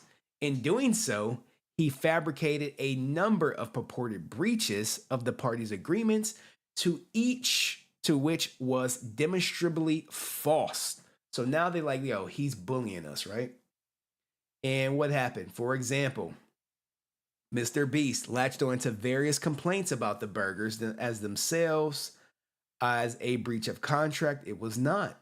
There was some complaints about burgers, as is customary for, many burger restaurants, but those were relatively few in the number compared to the overall number of burgers sold. Every restaurant gets periodic bad reviews, and every company that sells product to the public has unsatisfied customers. The reality is that the overwhelming majority of customers, right, were highly satisfied, and the product was excellent. So now they're saying he cherry-picked. Did MrBeast cherry-pick the goddamn bad reviews to say breach of goddamn contract. I don't know. MrBeast depended on the combined efforts of hundreds of restaurants cooking the same menu. Plaintiffs never cooked any of the brand products themselves, but rather put into place an underlying infrastructure using the restaurant industry expertise and business know-how. So basically, if you can make a burger, you can cook for MrBeast. All right. Now, plaintiffs are professional with decades of restaurant and business experience. MrBeast has no such background or experience. God damn, they just throwing shots. That's a shot. That is a shot. However, MrBeast did, offer fame and a massive global platform. But for MrBeast's opportunism, MrBeast Burger would have continued its explosive growth. So they basically, if he wouldn't have became a bully and started sabotaging us, the business would have grew more faster. Okay? But rather than being a responsible and mature business partner, MrBeast was determined to lever his fame and platform against them. Okay? Despite the fact that they put MrBeast into the food industry. Sorry, I got like a moth up in this joint. They put his ass into the food industry. He decided to pressure them to sell all or a material portion of the MrBeast burger to him by using his massive online presence to sabotage the brand. Okay? So now, think about this, right? And here we go right here. They got a tweet. For example, on June 8th, 2023, MrBeast posted the following tweet. God damn. If I had the ability to close it, I would have done so long time ago. Sadly, sometimes when you're young, you sign a bad deal. And this is June 9th, 2023, guys. This is fresh. And or about June 16th, he posted this. If I could, I would if I could. The company I partner with won't let me stop, even though it's terrible for my brand. Young Beast signed a bad deal. So remember, guys, anything you put on social media is evidence, and it will be used against you. Here's another one. Yeah, it's impossible to guarantee the quality of orders with virtual restaurants. Hurts my soul to see orders messed up. Sadly, I can't get out of my deal with BB. All right, he continues. Hence why I'm never giving up control of Feastables, so I can always do what's best for my fans. Harsh lesson to learn. Now, you know the deal is all about them. And remember, they're partners in this, right? They're partners in this lawsuit. And this part is the parties where they both basically go on and, say who's in the lawsuit, where everyone lives, jurisdiction and venue. Remember, guys, if I'm skipping something, it's because it's not important. All right? It's legal talk. It's legal talk. So prior to MrBeast's misconduct, over 1,500 MrBeast Burgers locations operated in 45 plus states and Washington, D.C., without approximately 200 plus locations internationally, covering more than 10 countries, and was expanding rapidly on their asses. Okay? What does this say? By way of brief illustration, only in 2022, of the 2 million orders placed on DoorDash and Uber Eats alone, almost 70% of customer reviews included 5 stars. These are different stats. So we got 70% 5-star ratings. So we got a 70% approval rate, probably a little higher if you account your 3 stars, your 4 stars, your 5 stars. But 70% are 5 stars. This is almost half of MrBeast Burger customers are returning customers. So these are repeat customers. What else happened? They entered into a endorsement and service agreement in September 3rd, 2020, as you can see right there. And this is where they have to approve things, right? The ESA provided a 4-year term. So we're talking about 4 years in this contract, during which MrBeast company would cause MrBeast to attend production sessions and create marketing materials, attend personal appearances, provide ongoing social media support, author provided quotes, and otherwise public support the brand. So this may be some type of, every month you make one post for MrBeast Burger. Now, it only helps everyone because they get some. Now, the letter agreement. Given the undeniable success of MrBeast Burger, MrBeast negotiated to acquire an even greater interest in what he rightly concluded was an incredibly valuable venture. All right. On or about January 24th, 2022, Virtual Dining and MrBeast Company entered into a letter agreement which, among other things, amended certain portions of the ESA, including extending the ESA's term indefinitely, contemplated the formation of one or more joint venture entities to own and operate the brand, agreed on opening MrBeast brick and mortar restaurants, and required VDC to transfer stock in its business to BI. So this is where, they deepen the bond. Business is booming. MrBeast wanted some of the company. They rightfully give it because, hey, it's worth it. It's working. Okay. The defendants attempt to further procure even greater stake in MrBeast Burger. All right. Now, let's keep going. And this is the ESA where basically they become lifelong partners. Okay. Let me make sure I'm not skipping nothing crazy. Recognizing the significance and increase in value of MrBeast Business Burgers in or about November 22, February 23rd, and June 23rd, MrBeast attempted to retrade on the ESA letter agreement in order to obtain a larger share of the brand. So now we're talking about strong arming the company. Hey, we agreed to trade this much and now you want more? And they like, look, man, you're not about to just take the company from us, okay? What do they say? Frustrated by their inability to extract a new deal more favorable to MrBeast on March 30th, 2023, MrBeast counsel sent a letter to the plaintiffs fabricating several alleged breaches of the ESA and letter agreement. And we're about to skip most of this because we have to go to the important stuff. I believe I highlighted it right here. MrBeast next accused plaintiffs of filing international trademark registrations for MrBeast Burger without prior written consent. Remember we saw those pictures, guys? The pictures, where are they? Like right here? This picture right here where he said, oh, I didn't approve that. Now we're about to get their side of the story. Okay?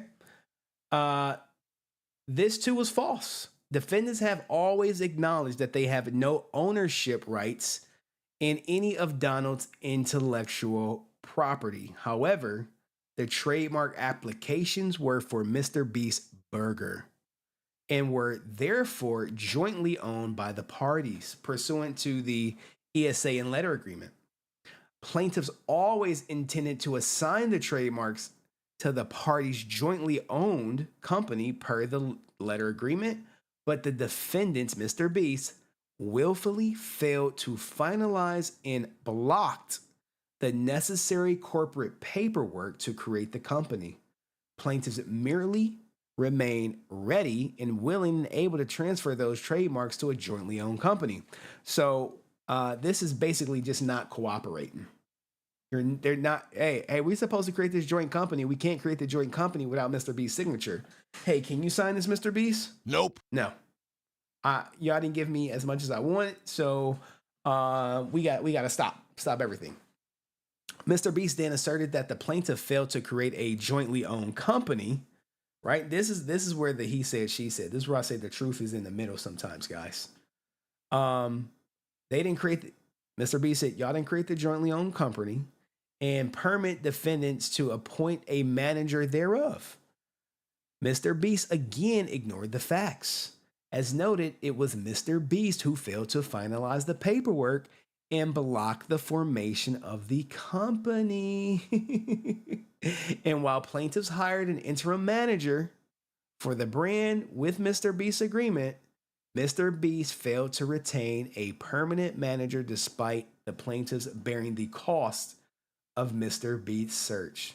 So, like, they're putting all this shit on MrBeast. Now, look, this is really big. Finally, the defendants, MrBeast falsely accused them of failing to transfer shares in VDC's business pursuant to the letter agreement, even though they had already done so on or about March 28th, 2022. Now, I don't have the letter agreement, but if this shit keeps going, stuff like the letter agreement will bring out the confidentiality or whatever the terms was of this company. Like what percentage do you think MrBeast owns? Okay. What do you think they own? In an April 5th, 2023 letter to MrBeast, plaintiffs spelled out these facts, rejecting defendants' baseless accusations and demanding that MrBeast rescind their assertion of breach or default to the purported right to terminate. Because look, MrBeast is trying to get out the contract. And they like, man, we already transferred ownership to you and you have not supported us like you're supposed to. And then you're making lies about us. It's all downhill. And MrBeast hijacked MrBeast's social media accounts and knowingly and intentionally disparaged and damaged the brand and its business. So they took over. They're about to basically go over some of the accounts that they lost, where they tried to post to MrBeast's Twitter, TikTok, and Instagram accounts on the announcement of MrBeast's launch in Mexico and Ireland. Later that day, those posts were unexpectedly deleted by MrBeast's management team, which also changed the login credentials for the accounts, cutting them off to access to them. Like, this is some shit, right? This is war. This is business. This is business, guys. This is business. And they recite the hey, you blocked us and then you blasted us. That's why I'm now focused on Feastables instead of Beast Burger. Virtual restaurants make it hard to guarantee the quality of the order. Feastables, I can actually be confident you'll get what you buy. Okay? Now, this is where they get petty, guys.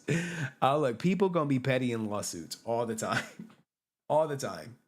You like, no one is petty. I'm like, bullshit. Bullshit.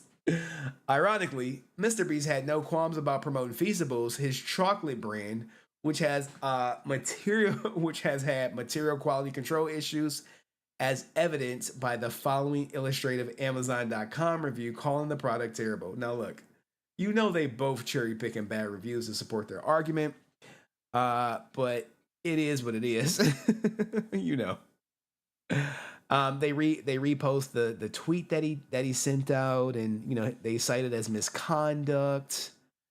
And here are some other tweets, guys. I started MrBeast Burger to help restaurants make more money during the pandemic, and it worked. But sadly, when working with 2,000 restaurants I don't own, it's impossible to guarantee the order quality. I'm moving on from MrBeast Burger so I can focus on Feastable, again, making snacks.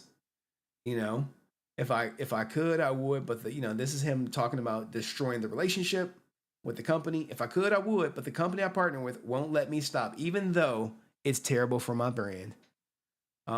This is more stuff that I already read.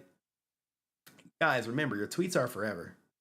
Your tweets are forever. Now look, he deleted the tweets, but they were nonetheless memorialized forever in numerous online articles. Look, guys, when MrBeast, XQC, some of these bigger streamers tweet, it's everywhere. You can't erase it even if you wanted it.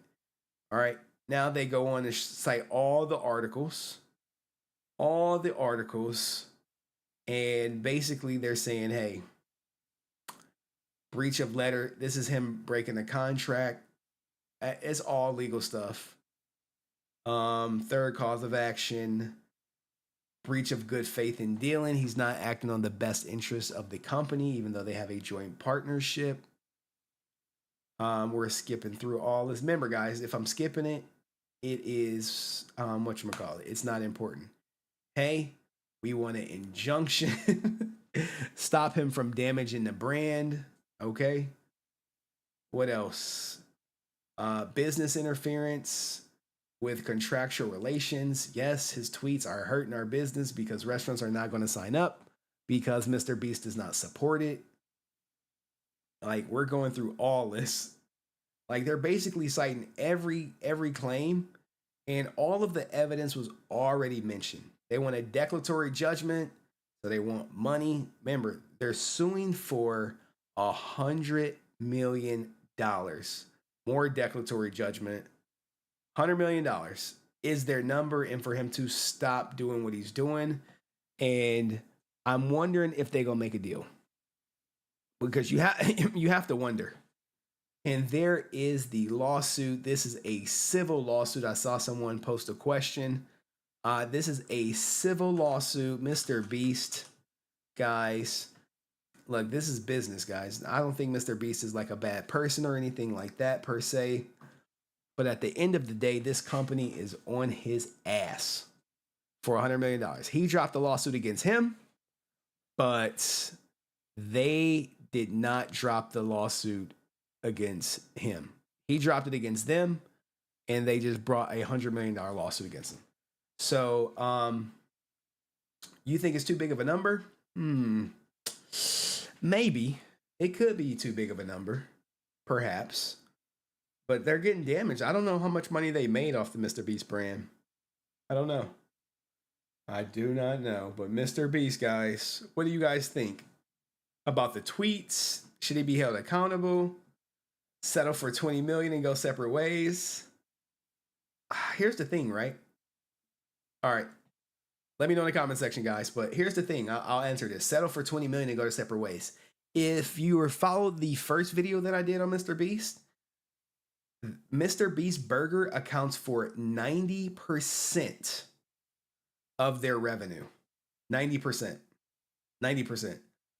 So you're not going to just, if he leaves the company is done. I mean, we could sell Henry Burger. It's like, hey, we got the HenryResilient burger right here. We got the resilient fries for your ass. Fousey, did you have it? Fousey seen mid? It probably was. It's just burgers and fries. It's really, look, shout out to my day ones. You know, here's the thing, guys. When you do this content creation, I do have some people who rock with me no matter what. And they like, I don't know MrBeast, but since you talking about it, I'm going to be here for it. They like, we typically only tune in for Power Rangers. The Henry Burgers with Adept tears. Look, man, me and Adept need to partner up. You know what I'm saying? Henry, thank you so much. If he's breaching contract, that's a bigger issue, especially if he's blasting them. Yeah, he blasted the hell out of them. So I wonder, did he blast them and then dismiss his lawsuit so he can respond to the current one? Or are they in settlement negotiations? Because sometimes what happens with these lawsuits, you pull the Adriana Lee thinking shit sweet, thinking you about to get a payday, and they like, nope. No, no. We about to sue your ass. And we coming. We about to kick your back in. And we want everything. And I just realized I don't feel like editing. And my editor is MIA. Where is he at? Did a video post? Did he message me? Let me hit him. Let me hit him with a Hail Mary. Are you up? Anyway, what else is going on out there, guys? We do have someone with their black card. You know what I'm saying? It's like right here. This clip is low key going viral, I guess, in the Twitch community, if you will. Where, like, you know, being black is like so cool these days. You know, you would never see this from AMP, but hey, here we go. Yeah. It's OTK. Look, man, I swear for goodness, I hate Twitter's update. I be about to just cook and they just be like, oh, and then we got another one too. We got XQC singing a song about Adept. And people want that last name so bad. I'm waiting. I'm sitting on it. Let's go to it. Yeah. Here, I don't know the context yet, but I'm a little disappointed. you can talk to the blackest person in the room. Hold on one second. which is me, right? They're like, hey, him. Oh, no, I ain't Not black. you. I'm talking to him. Wait, it's Russell. No, it's you. Hello? Hi, this is. Well. Now here's the joke, guys. I guess, and she's mixed. I mean, she definitely don't like look mixed. She don't cater to be a mixed or something like that. But she lost the goddamn black test. Actually, second. So what we did here is I'm half black, half white. We brought Eric, who's a mixture of both, and Russell's full black, and we did a Black History sort of What the fuck is full black? Does that mean black mom, black dad? test here, and quiz. And Senna got, what was your score? Minus 12. What did she get? Dead last. Senna came in dead last. Okay. Yeah, so I'm not sure. She. Yeah. Yeah, it ain't looking great. I'm not coming home, just FYI, so. Now listen to what her dad is about to say, guys. Just listen closely, and everyone has a good laugh about this. But let's hear it, guys. It's going viral. When you get home, we got to take you through the hood, man.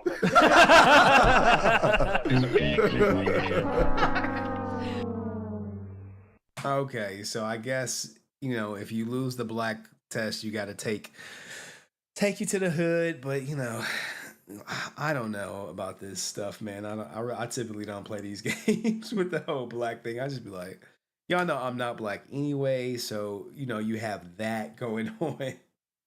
But let's hear my guy XQC sing a song. This is a song he's singing to a depth. Okay, it's probably gonna get me copyrighted. It's probably gonna refresh, and then we'll end on this positive note with XQ singing a love song to a depth, encapsulating her true feelings for him, if you will. Hit it, XQC.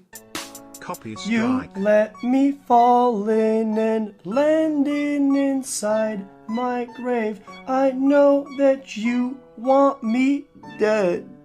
Now you know she want his ass tombstone. And he called it. He knew so long ago, right? He knew so long ago that she wanted him out. I take prescriptions to make me feel a-okay.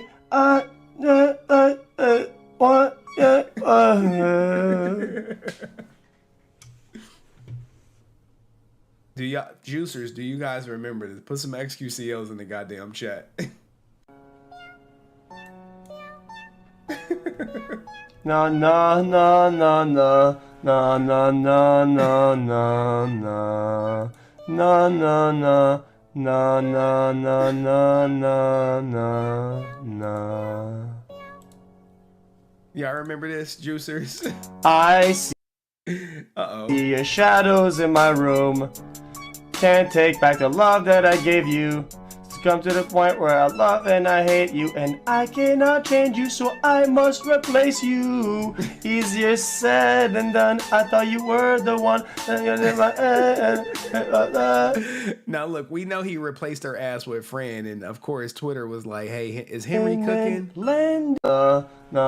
Henry cooking? All right, refresh on his ass right now. I swear Elon be watching my stream. He like, Henry opened up a video, guys. What we about to do? Refresh. Na na na na na na na na na na na na na. I know. I need to. I see your shadows in my room.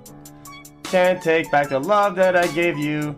It's come to the point where I love and I hate you, and I cannot change you, so I must replace you. Easier said than done. I thought you were the one. You left me falling and landing inside my grave. Pain. Why you? Anyway, guys, what the hell, man? Oh my! I know people when they refresh, I'll be like, oh my god, bro! Oh hell no, man! What the? Oh, anyway, what the? Oh shit! Yo, his mom just ran up on my ass. I thought it was a goddamn bird in my house. I'm like, what the hell? Yeah, give me sorry about that, guys. I looked off my peripheral and I thought I saw a bird coming at my ass. I'm like, whew. All right, guys. Jesus. All right, am I missing anything? Is there something going on LSF? Is there any breaking news, guys? Any breaking Twitch news that I should be covering? We went through that. We went through Drizzy. We went through that. Let me check LSF. Live stream fail. Let's go right here. Make sure I ain't missing nothing. You know, I'd be like, breaking story. Is anyone talking anything crazy? Look at this shit. This is the top story on LSF. The OTK mods then infiltrated the shits. I saw the little girl bend over. It really ain't. Is LSF dead, guys? Is it? You know, apparently Linus, they coming for Linus' ass. What was the Melina last name thing about? God damn, guys. I really want that shit. I'm just not ready. I'm looking for something. And I really can't. Here's the thing. People be watching this stream. Like, you never know who's watching. And if I say what I'm looking for and I'm going for, like, when I say I'm looking for it, I am really looking for it. Because if I find it, oh, yeah, boy, you know. You dig, bro. You like to dig. I'm looking for it. And I'm talking like, when I look for it, I'm looking inside the United States and outside the United States. I'm looking for this small piece to just tie everything together. And people are like, you're baiting us. I'm like, look, I give y'all an update. Now, look, I already have what I need. It's like you building a case, right? I have what I need. Perfect.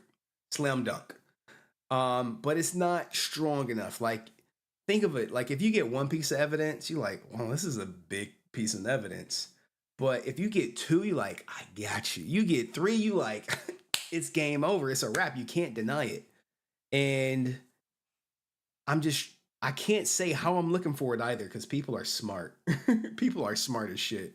Like, you see when I start posting XQC court docs, next thing you know, them shits get blocked.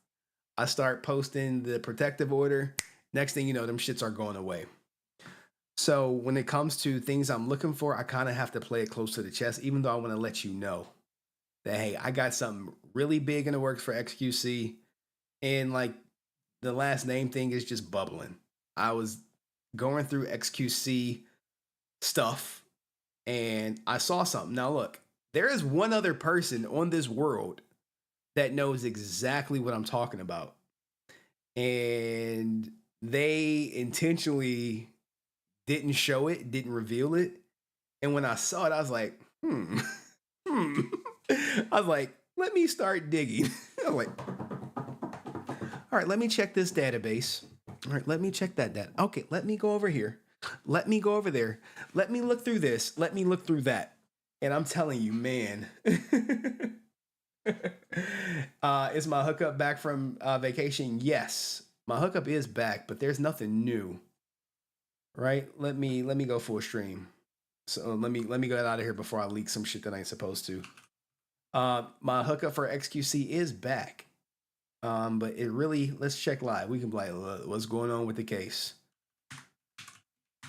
We can check live right now, guys, to see what's up, to see if there's anything new. And here we go right here. As you see, nothing is new yet. It still has the canceled date. Remember, the date was what? 8/29, and the protective order was 9/1. I bet you that got canceled too.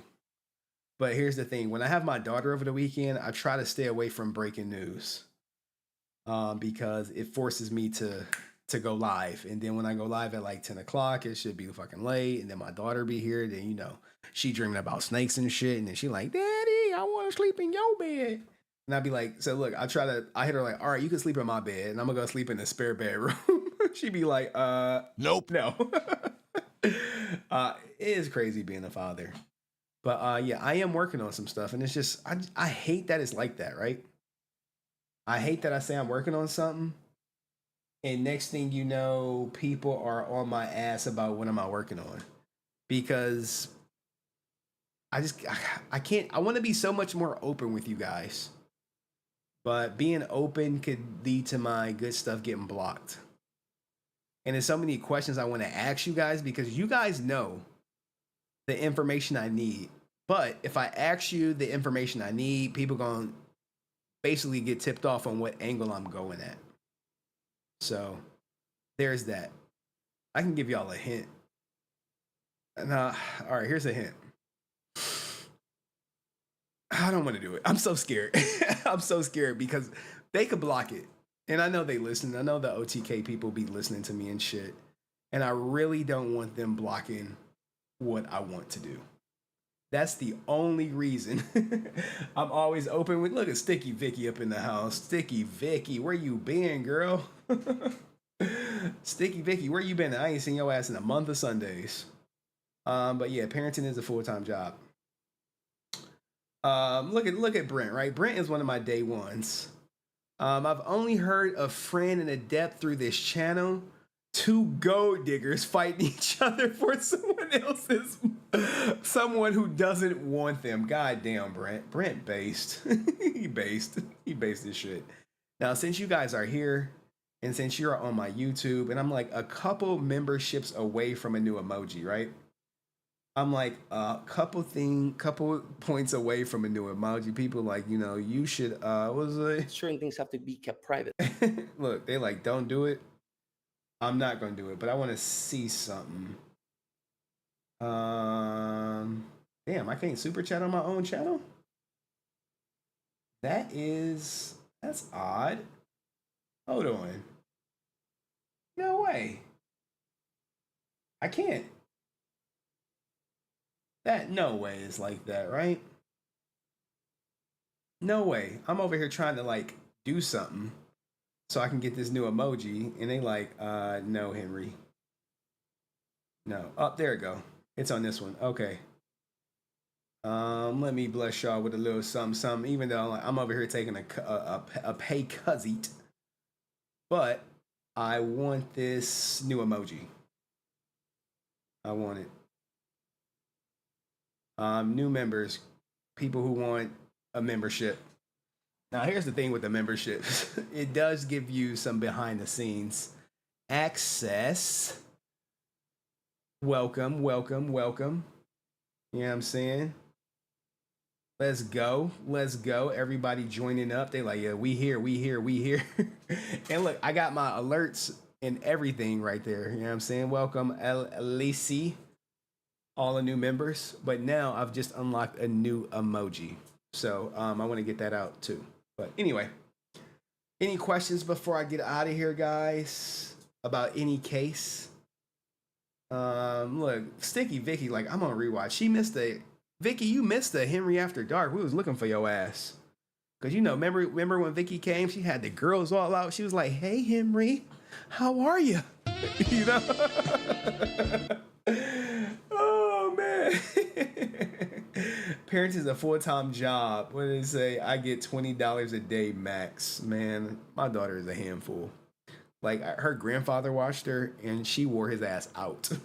Out. Who do you think has the upper hand in XQC's case? Who is more likely to win? XQC's gonna win. 100%. Or I'm gonna shave my head. If he don't win, I'm shaving my head. And my editor should have that bingo video out. I don't know, today, tomorrow. It was a video I wanted to put out, but I really don't feel like editing tonight. And certain videos, like, I have to edit myself because this is certain, like, when you guys get into editing, if you do, what do I want to say? Everyone has their own style. You give two editors a chance to cut a video. Oh, shit. That's what I wanted to show you guys. All right, and then we get out of here. Two editors to show someone something. They'll do it differently. What's some other questions? Any problems for XQC regarding gambling recently in the light of the prior court order? I don't know, man. He's in Canada, right? He's in Canada. And, you know, he can make the argument that he was given that money, right?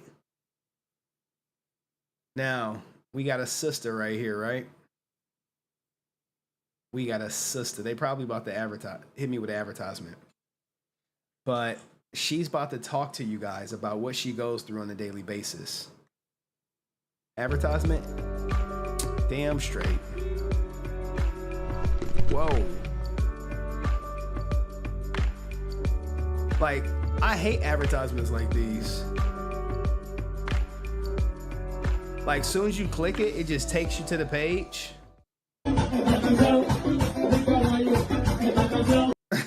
So, Nymphomaniac shares what it's like to go through every day.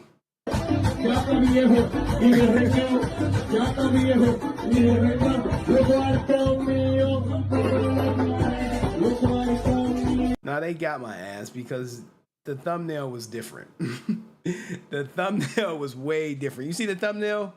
Nymphomaniac talks about what it's like to go through every day. But that's not what I wanted to show you. Fousey is on here. But they got these goddamn advertisements right here. Fousey. With this, whatchamacallit. With this clip. Let's see if they hit me with one right now. They probably will hit me with another advertisement that's gonna like directly pull me to goddamn Amazon. Look at this. Like, you can't even skip it. And if I click it, it just automatically like takes me to Amazon. I'm like, oh, I'm not trying to show this advertisement. I used to be addicted to massage parlors. Still am. Yeah. Still today? Yeah. When was the last time you went? Don't want to say. Fair. Now, this guy, he claims to be like a sex addict and he's addicted to freaking massage parlors, getting the reach around. And I'm just not buying it, bro. If you're just into it, you know, just get you some. I need to start going to my... He came a little late. I need to start going... I need to go to my SLA meetings. Sex Love Anonymous meetings. Is it Sex Love Anonymous meetings? Like, bruh.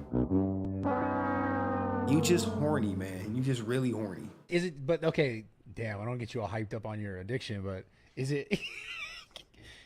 What is it like? Like when it's a really good massage, that's the best, right? So usually, if they give you happy endings, their massage sucks. But when they're good, so that's why you read the reviews, and the people who don't get happy endings leave. I'm not lying, guys. If I go to some massage parlor, like, yo, it better be full fucking bore. Do not look. I can give myself a happy ending. I need something a little bit more. Review like, what the fuck? She was scratching my back and touching my butt. It sucked. Usually when they do, but I don't want to say this to promote it. I know a place. What do you mean? Every video he's promoting how great it is to go to massage parlors. Like, come on, man. That has real life working day women. They have a day job. Kaiser, this, but they have a family. So these women are gorgeous and they live normal lives. They come. Normal lives. They're boss out the massage. When it's a good massage with the happy ending, forget about it. Forget about it. But I ain't gonna front. I did have a good massage before with a full ending, and that shit was like. But it wasn't at a masseuse parlor, guys. Like, it was not at a masseuse parlor. Forget about it. The guys after a good gym session, you get a good rub down, and then on top of that, finish that. And then you don't have to keep up with the relationship or how are you with the fights, nothing. You get to go home. So is it? That is a fringe benefit, guys. A fringe benefit of massage parlors. No emotional connection. They do their thing. You go home. Really an addiction, or is just like severe addiction? Severe. Oh, I can't play this. Give me a second. I almost got banned and shit. Good thing we had a loading screen. I was about to take my ass all the way out this bitch. But anyway, guys, thank you for rocking with me tonight. Salute to y'all. Put some XQCLs in the chat. So what was that? I got a happy ending once after a massage. It was horrible.